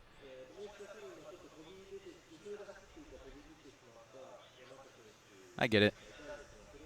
I think the mistake from Yamashita just seemed like the bigger of the two, the bigger of the mistakes overall. You know. Sure. So, I'm not. I know I don't have to convince you because you went with Matsuyama. Yeah. So I'm just You're analyzing. Yeah. I get it. Yeah. There's no problem with that. You do your thing, Ryan. We need to talk to the people and give them the feedback that we are analyzing these things. We take this stuff pretty seriously and we take the time to look everything over. The judges, we don't always agree. I don't really have great contact with them at the moment because of the fact I'm on my headset and Robbie's announcing for the Japanese side over there. Right. So we're not that we communicate very much anyway. Usually, we do talk about things after the calls have been made, and when there's contact or there's a crash or something like that, we will talk about fault together, which of course we generally never agree on either. Just because we're talking doesn't mean we agree and convince one another about things. We're just talking through, hopefully getting points or pointers from the other judge saying, hey, did you catch this? Or maybe Right. you missed this. Why don't you take a look at that? Well, there are 2 occasions today where we've had something happen for the very first time, right? The first one was we had 2 split decisions back to back, the ultimate split, driver A, driver B, one more time. We had that back to back, remember? Yep, that was 2 one more times based on that in the same run. Yeah. Yep. And then we had battle, sorry. And then we had our D-beating 0 situation with Ueo and Yamashita. So, yes. We've had it when that stuff happens. Monday is always really fun because that's when new rules come out. Right. Yeah, there'll be some amended rules, I believe, to the rule book. Yep. Just because it happened here doesn't mean we can't update the U.S. rule book to avoid any future instances just like this one. Yeah. After 15 years, you pretty much have been through a lot of circumstances. And it's why, the rule book is shaped the way that it is, because you have these kind of experiences. You want to try to account for as many things as possible. But it will always be impossible to account for everything. Right? And how long has the DB rule been in the rule book? Do you know? In some format, probably for 4 years. 4 years. So this is the first instance of this occurring in 4 years with that new rule. Yeah. And I'm sure that has happened many times over the past 15 years, not specifically with the DB rule, but with other rules that were implemented at some point in time. And then a few years down the road, after that rule was implemented, oh, this is a situation that we never could have even thought of occurring and planned for, but here it is. Well, D-beating was never a thing in drifting in the early years. Almost never. I mean, we would get it with contact sometimes or hitting the wall. But what was happening is we were getting it with drivers running, 7 pounds of tire of air pressure, and they were any little bump was kicking it off. And obviously they don't want that. But, because everybody's trying to fight for every inch of grip possible, they're trying to use every method possible of getting more grip out of the car, lowering the tire pressure. And since we don't have any kind of wheel to tire attachment mechanism or device allowed in the rule book, if you're running those low pressures, the tires tend to come off the wheels. Yep. They do add grip, but if you look at something like drag racing, bead locks are allowed. So what you get there is very low pressure with the tire bead locked to the wheel. And in that situation, you get that, the wrinkle in the wall of the tire, which multiplies the grip factor of that tire. And that's essentially what the drivers here are going for. But they're not able to do it when the pressure's so low without a bead locking mechanism than it does bead. So we're trying to make the competition more fair, keep it flowing better.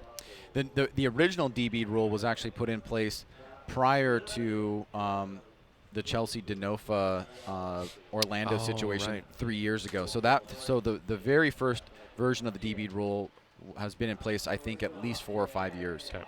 And it's gone through different iterations, but it's always generally been about the same. Right, and then Chelsea ended up gluing his tires on, got caught. There were some repercussions there.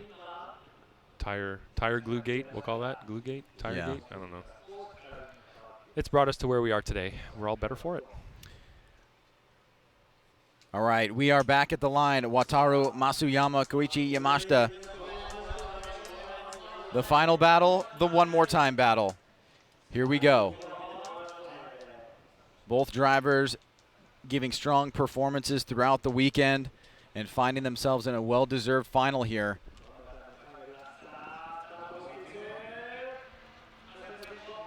And here we go. Matsuyama. Wow, look at Yoichi Yamashita with an incredible jump out of the gate. Yamashita throws big angle at the initiation. This time he gets out to outside zone 1 and 2. Yamashita was chasing him down so closely through the front straight.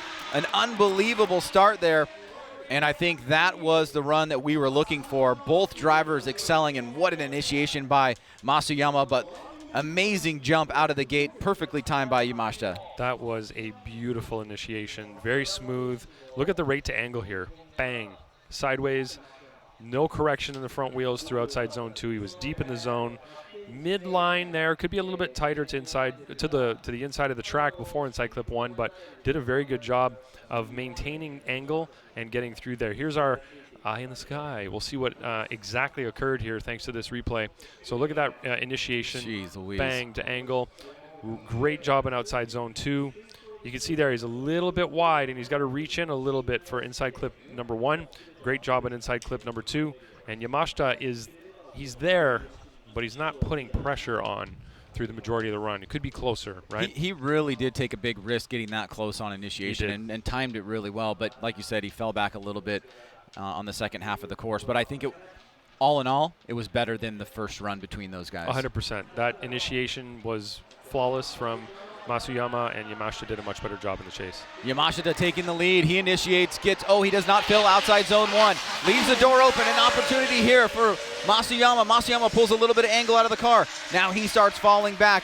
Gap separated here. Will we see a winner? Then Matsuyama closes the door, or at least the distance, by a couple feet through the finish line. Let's take a look here at run number 2. You can see the timing of Matsuyama's initiation vis-a-vis Yamashita's. Look at that, perfect timing, really great line from both of them. Yamashita is doing a good job in outside zone 2. The only error there is the correction from Matsuyama in the chase position. The angle kind of changes a little bit there as he's coming to inside clip number 1. Looks like Yamashita missed outside zone 1 as well, right? Right here. Let's have a look right here.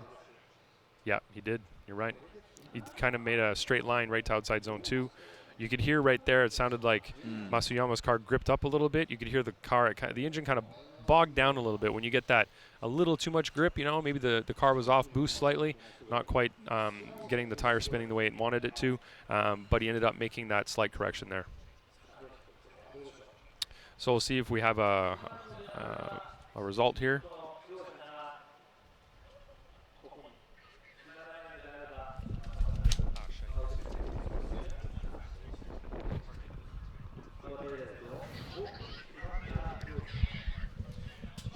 Is that the signal that we do have a result, Ryan? We do have a result. It's not unanimous, but we do have a result. So it's 2-1 for the winner. All right, so we will be taking all of our direction from here on out from the track staff up here in race control, letting us know. And it looks like they are going to signal to bring the drivers down here in front of the grandstand. They will also, if they can, bring the third place Katsuhiro Ueo, and we will do the public announcement similar to back in the U.S. series. And after a crazy, I think Yamashita has had the craziest weekend so far. No, maybe Ueo. Forgetful Ueo. You have to wonder if that's a Ueo thing or if that's a team thing. The lack of fuel in the car just before the, what was that, the semifinal, so the penultimate battle. But we'll bring the 2 drivers over here and hopefully get the 3rd place driver, which is Ueo. If he has gas in his car, he'll be able to drive it over to the area here just in front of the judges stand. And we'll do the announcement just to let everybody know who won. So you can see Yamashita taking his helmet off in the car. And then he's going to get himself over here. Still bleeding his nose, it looks like. Oh.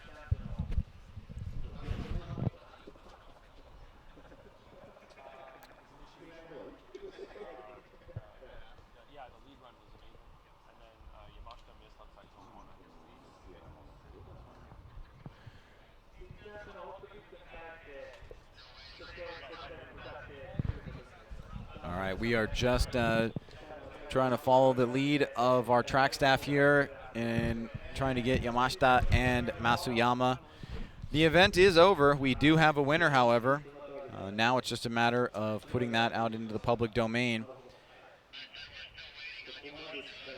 Pretty late back home. It sounds like we are waiting on Yamashita and his team to move forward as we're prompting them to head up to the judges' tower or near the judges' tower.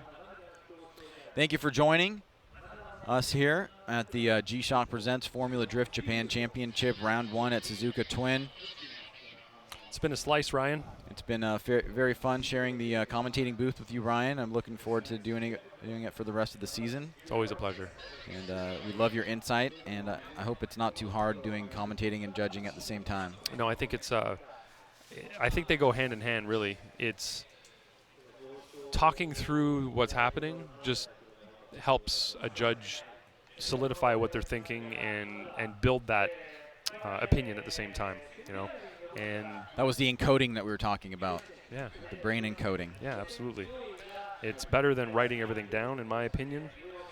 And the benefit of doing this and omitting the writing is that everything I say is on record in the replay. Can you write down right here how the judges' results were, so I know, or are they going to put it up on the screen? I don't really know myself. Let me ask. Okay. So there is Katsuhiro Ueo making his way, a 3rd place finish, a strong start, and our 2 final drivers, Wataru Matsuyama and Koichi Yamashita. Yamashita sounded like he was having some issues and was running a little bit late. We are now seeing him roll up here. He's got to be happy with his performance.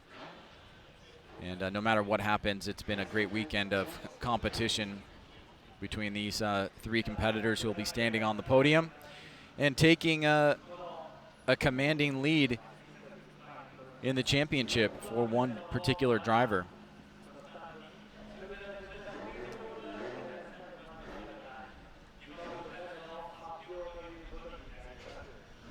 All right. So, yeah, it was a split decision, and not a split decision in the one more time side of things. Mm-hmm. So we've got 2 votes for one driver, 1 vote for the other driver, and we'll turn it over to the Japanese commentators for the result and then come back.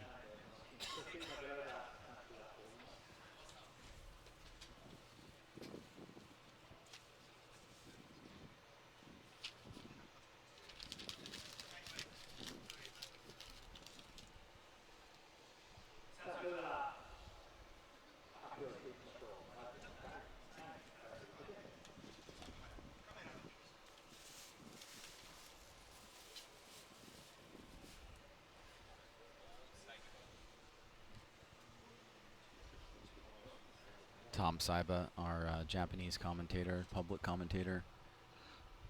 He's getting direction from Robbie Nishida about the results, and he's getting ready to tee this up. A hush falls over the crowd. Yes.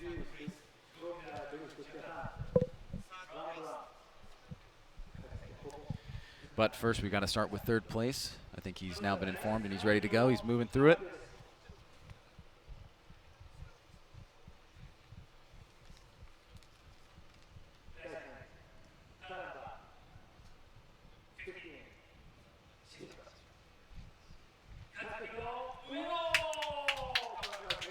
So Katsuhiro Ueo, as you know, getting third place, and strong performance by him. And now our winner.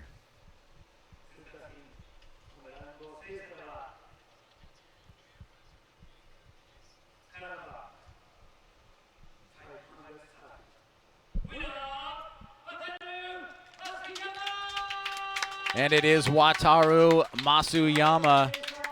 A split decision, however, but comes out on top. That means second place is Koichi Yamashita. Well deserved by both drivers. And the smile from Matsuyama, very evident here. His first ever win in Formula Drift Japan, and a culmination of a long process of refining his chase driving ability, and it really paid dividends here this afternoon as he impressed just about everybody. So great job by him and all of the 46 competitors that made up the field here at Suzuka Twin. 皆さんお疲れ様でした。最後まで見ていただいてありがとうございました。昨日の予選から単走番長ってずっと言われていじられ続けてるんですけども。So he's thanking everybody for staying with us all the way till the end. 今年で3年目なんですけど、去年も Everybody's been telling him since last year that he's more of a solo runner, not really a tandem driver. He's never been past top 8 in competition, and here he is on the podium. Top 16, he had to go against Shinji Minowa. So it's the first time he's actually beat Shinji Minowa in competition, and here he is on the podium. だんだんテンションが上がってきて最後まで走り切れました。本当に嬉しいです。ありがとうございました。 So after beating Shinji Minowa, he knew he had what it took to make it all the way to the finals, and he knew he was going to be able to ride that wave all the way to the podium. よかったです、本当に。いつも手伝いしてくれる人とか、両親にも本当に感謝してます。ありがとうございました。 Matsuyama how it feels to win, Matsuyama said he's never won anything before, and this is very exciting for him to be in first place here at Formula Drift Japan. 悔しいな。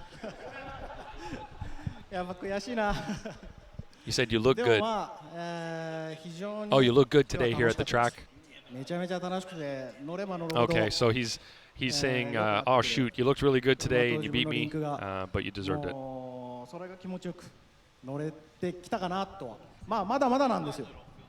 でやっぱり上尾と戦ってその前カンタと戦って。He said over time through the event, his run started to feel better and better. 上尾がミスしてでそれで勝ち上がって。 Everybody that Yamashita went up against throughout the event were great drivers. 最後は決勝はもう。 And Ueo was a tough one that he had to compete against. ですけど、もう一回やれたこともすごく楽しかったし、でも次は絶対負けない。 Of course, all the runs that he did throughout the day, he did the best that he could, but going into the finals, he threw it all out on the track and took a chance, and it got him to second place. And he says, next time I won't lose, and you're going to see me in first place. 皆さんどうもお疲れ様でした。 And here's Kazuya Ueo. みんなの走りばっかり気を取られてどうしたらいいかとかこうしたらいいかって He says he got carried away メカニックスポッター皆さんにいろいろ支えられて肝心要のガソリンを入れることを忘れてしまって本当に皆さん申し訳ありませんでした。次はちゃんと満タンで走るように So he got so excited watching everybody else drive that he forgot to put gas in his car. 皆さんどうもお疲れ様でした。 So he apologizes for that oversight and asks everyone to cheer him on throughout the rest of the season. Well, that is too cool. Congratulations to all three of our competitors here. Katsuhiro Ueo in third, Yoichi Yamashita in second, and Wataru Matsuyama in third. As we finish things up here at Suzuka Twin, our next round is going to be at Ebisu, as we will be there at the second to last weekend in June 22nd and 23rd. You will see these three competitors once again, along with 43 other strong drivers looking to stake their claim in the G-Shock Presents Formula Drift Japan Championship. We'll get some final parting shots here. And Ryan, anything you want to add as we get ready to leave for the final time here at Suzuka Twin? No, nothing from me, Ryan. It's just been a great event. And I'd like to hope that this momentum can carry through the rest of the season. It's been a pretty great couple of days here. We're seeing somebody who, admittedly has never won anything before get on the podium, so that's pretty great. He got first place, Matsuyama, Yamashita and Ueo. So we've got kind of the old school and the new school here on the podium at the same time. It's nice to see that they can all compete on the same level and really prove that it doesn't matter how old you are. It's that drive, that push, and how much of that energy you can take with you through all the way through to the finals. So it's pretty great to see. All right, well, congratulations again to Wataru Matsuyama. For our pit reporter, Urena, Ryan Lantain, I am Ryan Sage.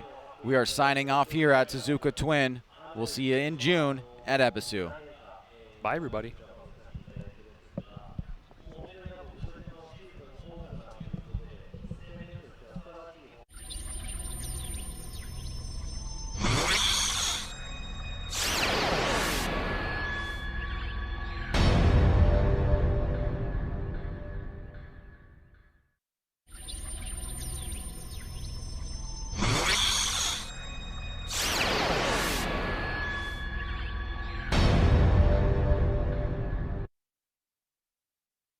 実証雨に強いタイヤ。横浜は濡れた路面であなたの想像以上に止まる、止まる、止まる。日本最高グレードのウェット性能 A をあなたの車に。雨に強いタイヤといえば横浜。革新のカーボンベゼル。